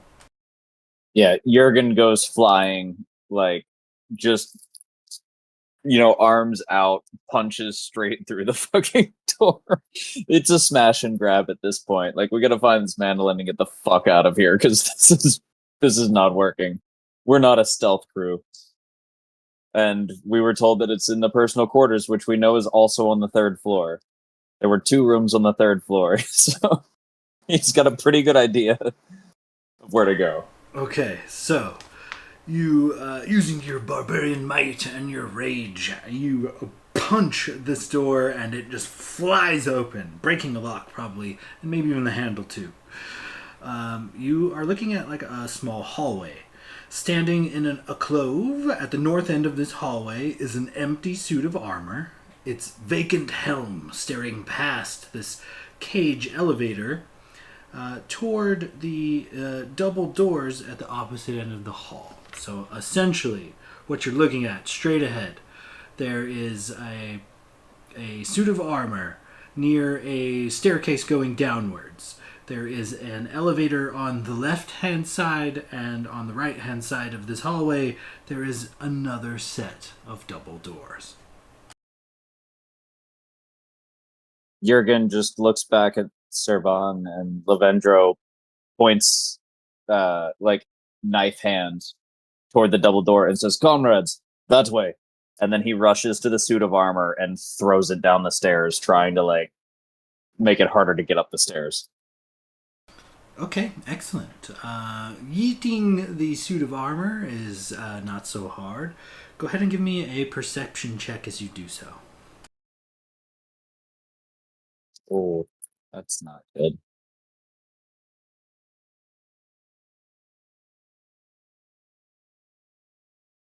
Okay, but 14. Could be worse. Ooh, you I know, mean, with the -1, I'll take it. yeah, 14 is actually the magic number. You see a faint glyph on what can only be described as a secret door hidden behind this suit of armor. As you throw it to the ground, you've absolutely found a secret door to somewhere, but it is also absolutely trapped.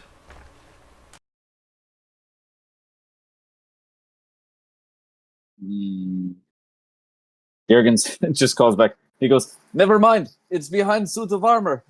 And then he's just gonna try to tank it, and he's just gonna try to set the trap off and get into the door. You Oh. set the trap off, and it hits you with a shatter spell. Go ahead. I have advantage to avoid or resist traps. It is worth saying, Okay, and against dex effects of things that I can see. absolutely. You saw it. You knew you were setting it off. So, what is the shatter spell? A con save? I don't actually have it pulled up. I I think it is a con I save. think it's a con save, yeah, from my Okay. time as a bard. Yeah, we'll call it DC 13 con save.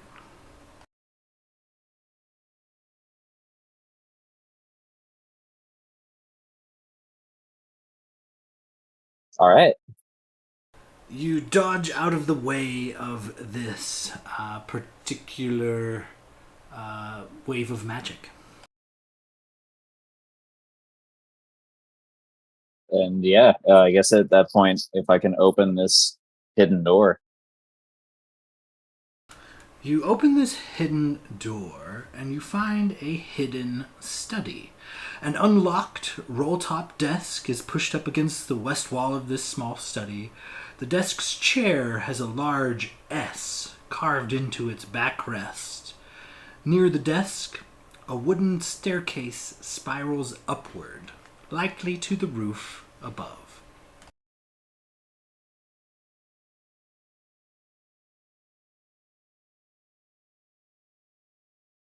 And Jurgen's gonna just start like tearing apart the room looking for the mandolin.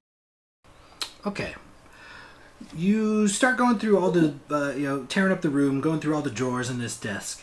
It is stuffed with quills, ink jars, candles, wax seals, sheets of parchment.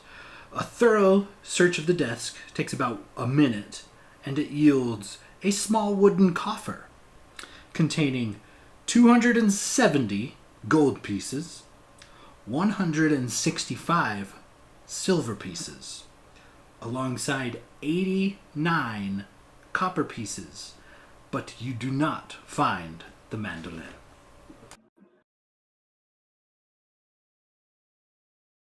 Serban is going to pull out his wand and cast Detect Magic, as well as his second wand,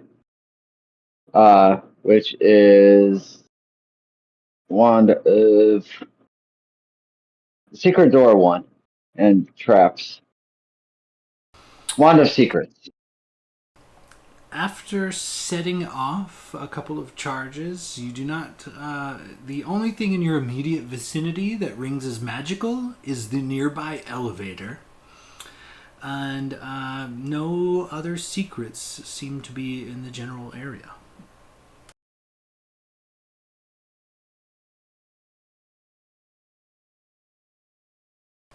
So all that remains on this floor currently are a set of double doors sitting across from the elevator that are currently closed.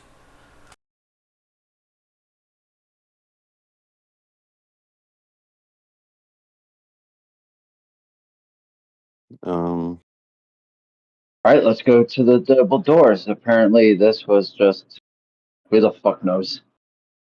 Jurgen comes Grab the flying money. out of the hidden room and he goes, "Never mind, Mandolin is not here, but we have escape route." And sort of like gestures toward the stairs in the background, and then starts flying toward the double doors. If he didn't take it, Servan's going to go in the room and grab the money. Okay. Oh, yeah, And- he's definitely pocketing the coffer. Lavendro is going to try to keep up with Jurgen there. Can I just like take a quick peek in the door? Like try to just open it, see if it's open and peek inside? I'm not gonna lie, if you try to do this stealthily, Jurgen's gonna smash through that door as you're trying to peek in. Time is of the essence. As you kind of, the door opens. You kind of open the door with a casual flick of your wrist. This room, it looks to be Cynthian's quarters. This room contains a canopied bed and other furnishings, including a corner fireplace flanked by a stone-carved hunting mastiffs. A large trunk rests at the foot of the bed, and a nearby window seems to be wide open and letting in a bit of a breeze. The curtains kind of waft as the breeze comes in. Detect magic, and which might still be up, and wand of secrets. You find out that with the detect magic that the trunk is absolutely trapped with another glyph. This one not a shatter spell, but rather a suggestion spell.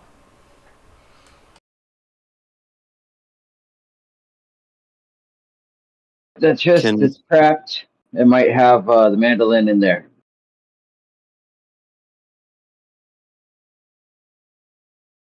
I don't think I can take another hit. I'm gonna just while we're figuring that out, can I just look out the window and see if like this dude is making a break for it or something?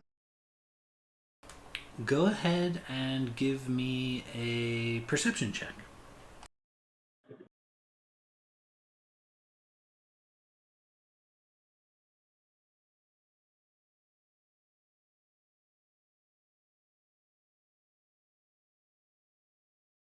Nope. As you look out the window, the Casmi's face appears on the other side of it, and it makes an attack at you from the window. Luckily, I rolled terrible, so it misses, but still, it angrily buzzes around the window as it scrapes its thick carapace in the outside of the building. I immediately shut the window and close the curtain so it doesn't scare Serban.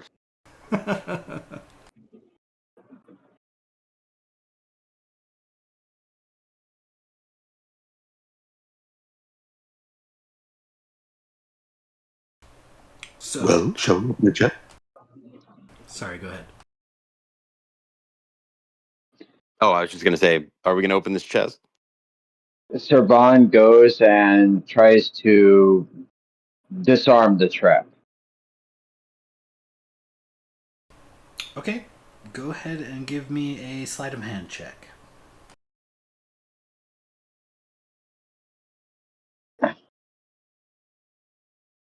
I will cast guidance on myself to start. Is there any way that I could aid in him trying to like stop or like disarm a magical trap? I have a +4 in Arcana thanks to my headband. Yeah, absolutely. He could make the check with advantage with Jurgen's aid. Nice. So 18 on the die plus that plus a lot over 20. Easily done. You disarm the magical ward. I will then check to see if the chest is locked. It is also locked, yes. This is no Pick the problem. lock. And Jurgen takes out the chime of opening and points it toward it and just bangs the chime. And the lock pops right open. As you guys open the chest, you see it is full of some personal items, a couple of blankets, some clothes, and what you see kind of in a perfect imprint in this blanket looks to be where, in the size and shape of a mandolin, but no mandolin appears to be there.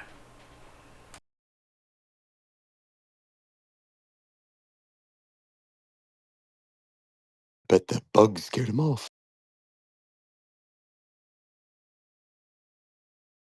It is safe that unfortunately Cynthian has mandolin on his person and he is downstairs.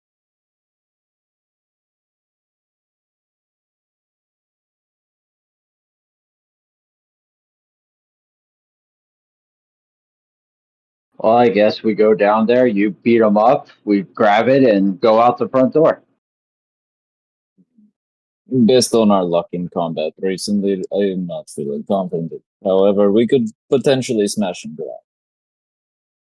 Either we bail on mission or we risk life, attempt to steal, and run away.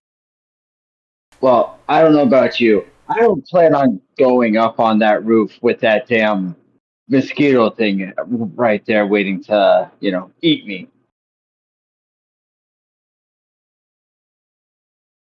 So Oh, you lead, we'll follow. Fair enough. And Jurgen will, I guess, lead the party down the stairs. All right, leading the party down the stairs. Sorry. Da-da-da-da. Okay. Leading the party down the stairs, you come to the second level of this place.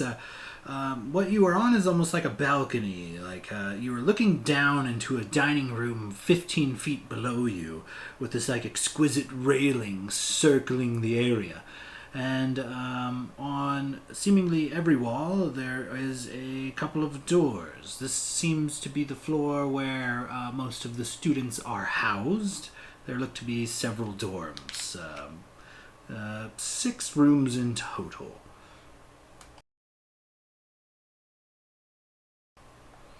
You see down below as you kind of look onto like the main hall, where basically the other side of the front doors.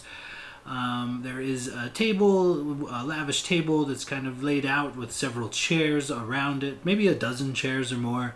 And it looks to be 2 or 3 students are sitting and playing their instruments, seemingly unaware of your guys' approach.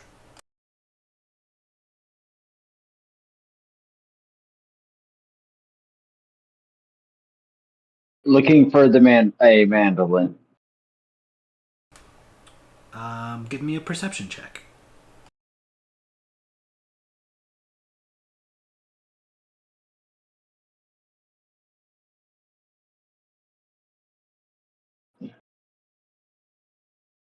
Two. No mandolin in sight.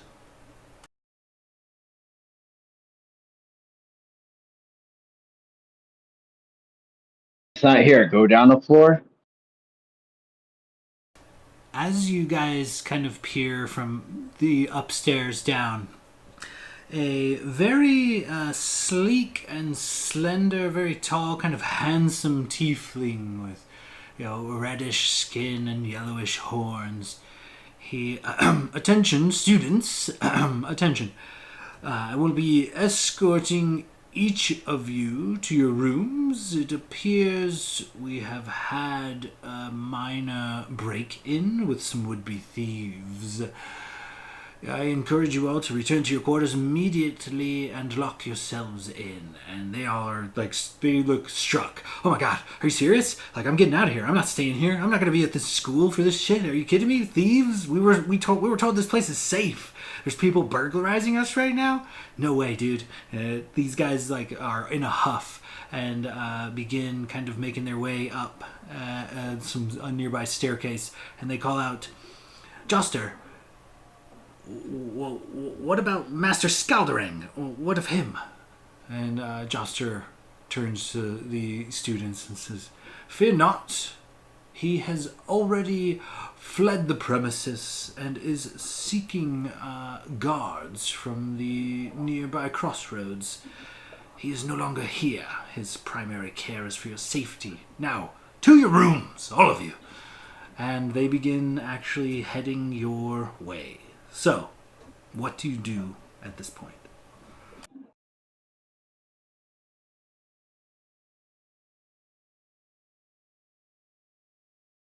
How many kids are there? The wheelchair kid upstairs and 3 students downstairs heading up towards the dormitory floor, where you guys currently are.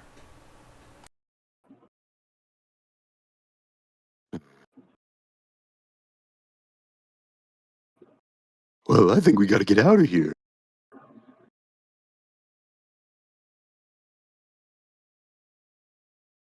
If you think he turned tail and run, then we must chase.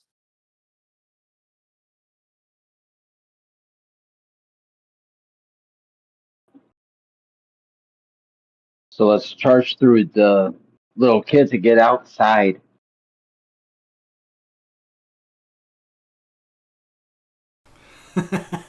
Excellent. Yeah. Front door or back door? That's my only question.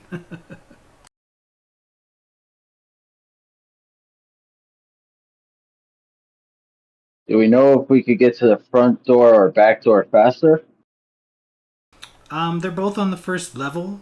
From where you guys are standing, you could see the front door. There are several doors on the bottom floor, but you don't see what you would perceive as a back door. You do see the front door, though. Or do we just charge downstairs and go out the front door? Do we take the elevator down and try and sneak out the back door?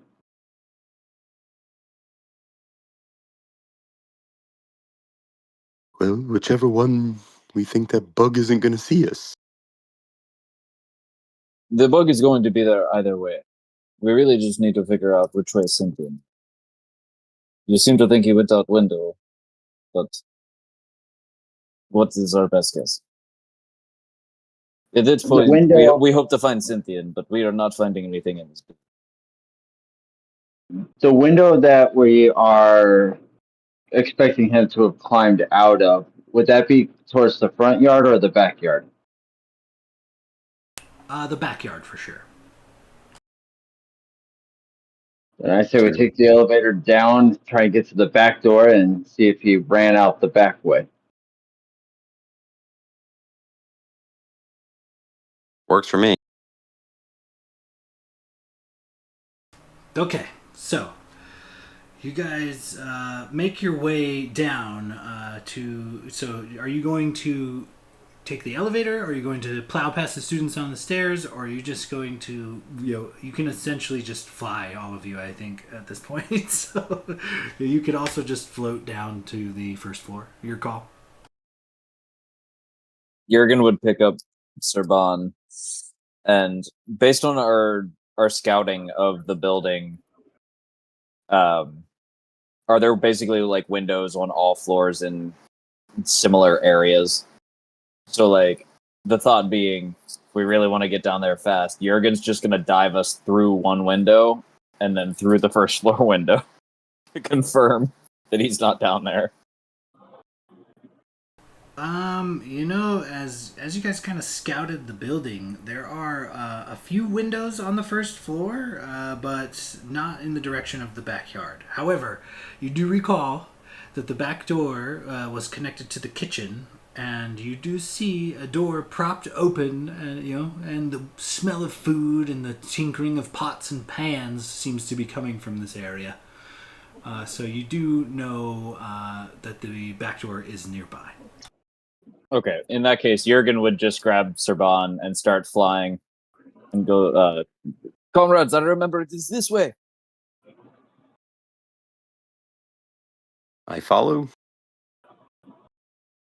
Okay, you guys fly past this large dining table in the middle of this hall, and you burst through the kitchen door. A large pot hangs in the fireplace of this cluttered kitchen. Some stout work tables sized for a dwarf covered in handy implements. A closet pantry stands in one corner to another door that looks like it leads outside.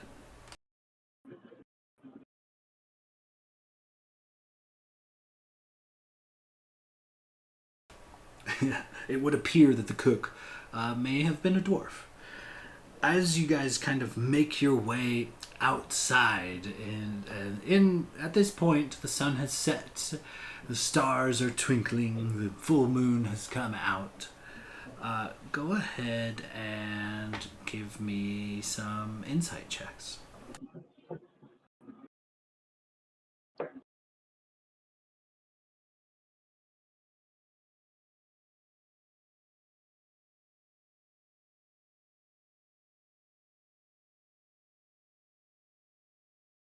Ten. Wow. You guys definitely hear the beating of wings and this creature dragging its carapace across the stone outside of this building. It is actively hunting you.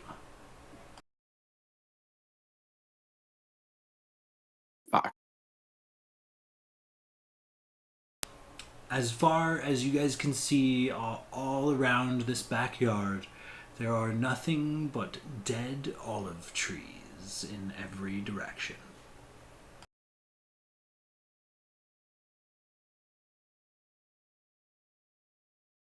Um,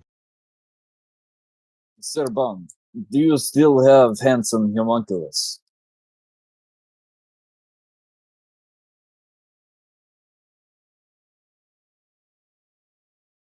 Yes, he's still with me. Then why not use him as distraction for Chisme, and then we make our getaway? It seems like we have lost trail of Cynthian, but Jurgen would still like to leave this situation alive. Well, I agree. And he'll send the homunculus out and try and be a distraction, like start shooting it from a ways away. I'm also going to cast a silent image and have it look like Serban standing there with the homunculus. Okay, yeah, excellent. We will say, for the sake of brevity, your distraction works just enough for the party to get away. Unfortunately, this time, empty-handed.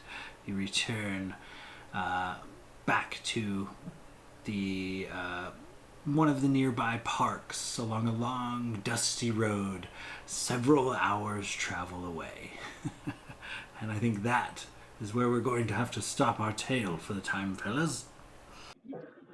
Was it the smashing the window that did it? Smashing of the window was actually going to draw him in. Unfortunately, it was the call of the child claiming for burglars that prompted him to action, to grab his treasure, and it being a particular mandolin actually grants him the gift of flight magically once attuned to it. And Levandro was in fact correct. He did bail out the window and fly away. Son of a bitch. I should have just spoken over you and threatened the child before he could say anything. I wanted to color spray all those children running up. I was gonna bowl them. Like if we had to go down the stairs, I was 100% gonna bowl them over and just let them roll down the stairs. Maybe there'd be more handicapped children for the guy at the top to be friends with.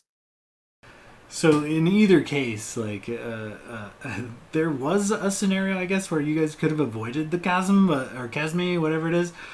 But it was essentially going. You guys were going to have to flee because it's kind of there to protect like the mandolin. So even if you had acquired it, it would have at least attempted to attack the mandolin holder on your way out of the building. But yeah, this I think this particular module was built for more RP. But I knew when it was like the chasm only guards the roof, and anybody that tries to break into the roof is gonna get attacked. I was like, the chasm is something you guys probably could have beat as a group, but one-on-one, no way. So I figured, somebody might die during this. But yeah. Essentially, there was a world where, now that it's over, I can tell you guys. So the dead orchard just kind of died mysteriously, and if you guys had investigated any of the dead trees with a high enough check, it would have revealed that it was demon ichor that killed all of these olive trees. And if you had taken that information to either the children or the what's his name,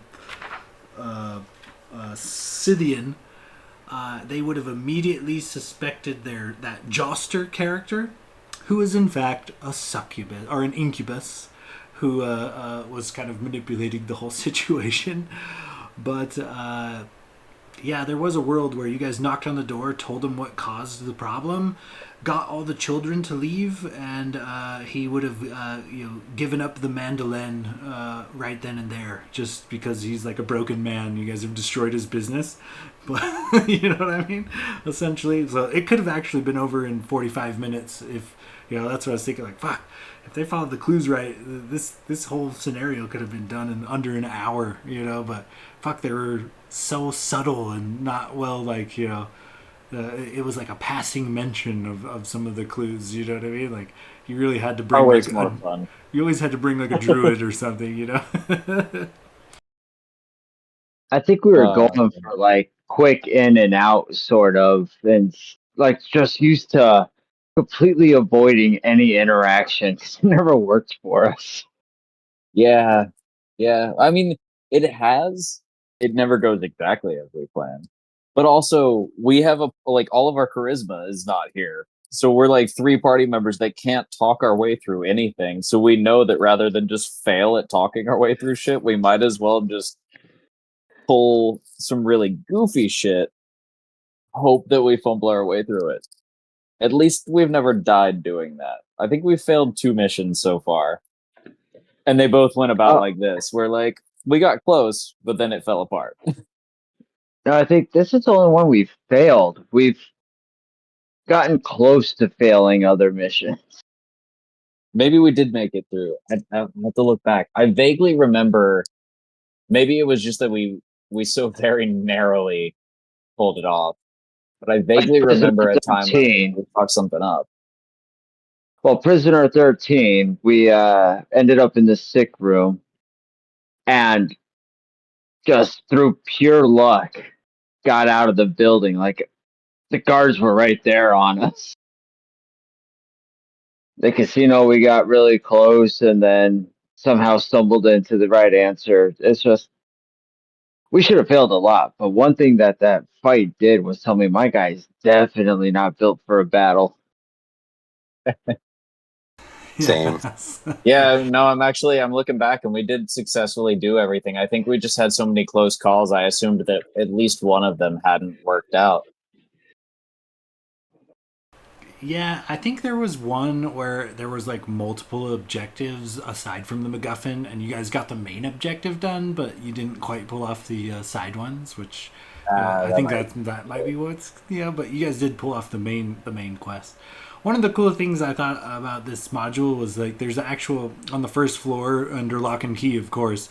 There is actually like a shrine to demons that kind of reveals that this music teacher was kind of in league with some shadowy folk, and that his fucking buddy was like an incubus, and there was even like quasits, these little totally crushable tiny like demon creatures that were going to try to assault you for finding the shrine, etc. You know, and there was multiple like RP ways that would totally fuck this dude. Like, essentially, if you could corner him and threaten him, it said that if he's outnumbered and cornered, he would just give up the mandolin. You know, so you guys could have just snuck up on him and threatened him or something. Another one was like to get all the children to leave. Like, if you grabbed a child and like, you know, held the knife to their throat or something, he would immediately relinquish the mandolin, just because the children are like his lifeblood. They're like his only income. And also there was like a substantial chance that you guys could have just talked this dude out of a pile of money, because he owes so many debtors so much money that he doesn't really keep track of who is owed what. So like, I don't know, it was definitely set up to be more RP heavy, except for the combat situation on the roof, which is where we started.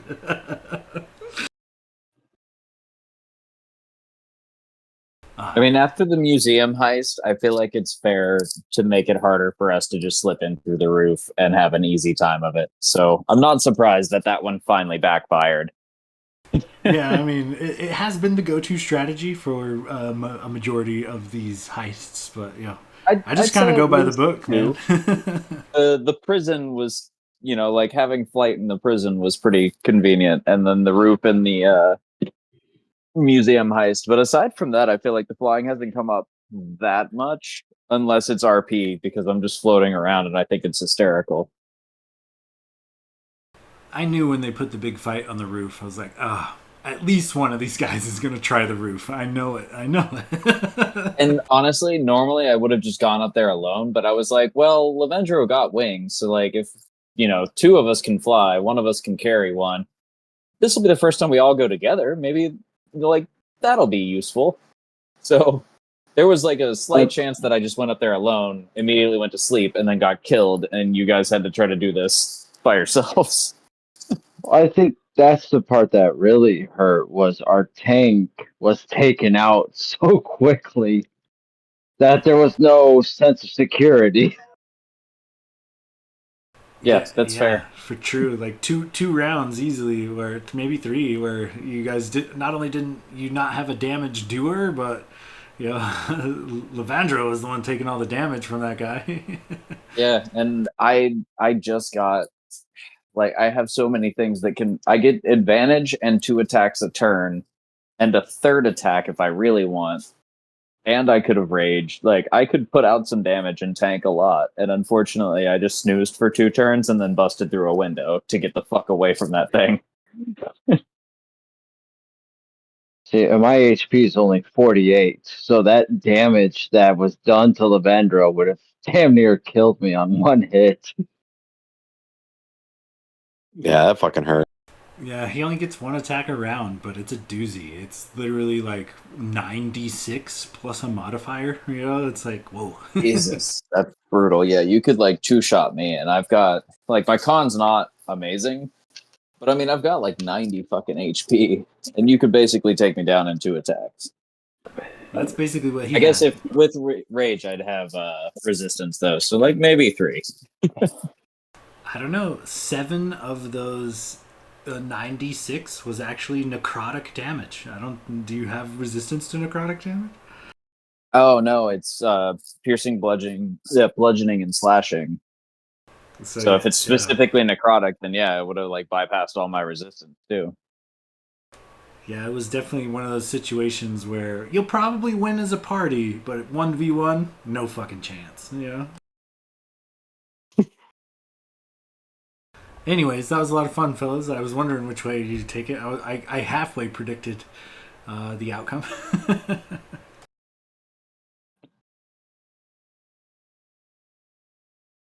All right, so yeah, if we can't do Monday, Sean, just let me know if you and Alec want to roll dice or whatever next week.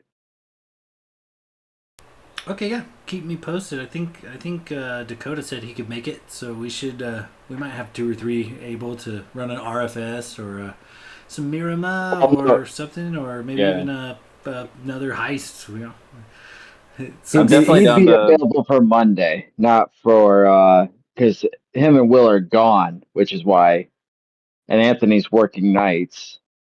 So it'd just be you, Alec, and me available for a Wednesday game. But yeah, I mean, if Monday works, Alex checking his schedule, and Will and I don't work on Tuesday because we're driving to our camping trip. And so I'd be down for a Monday night game if we can get enough people together. And if not, no worries. But I just figured, why not? Yeah, man, just keep me posted. I've got a pretty flexible schedule next week, so just let me know. I'll be there. Sweet. Yeah, I'll tag everybody and we'll figure it out in chat. But we'll tentatively aim for Monday. All right, sounds good, fellas. I'm gonna get out of here. Let's keep in touch, man. Let's do this crazy thing again soon. Sweet. Bye, Sounds gang. good, y'all. Yeah. Have a good night. Night.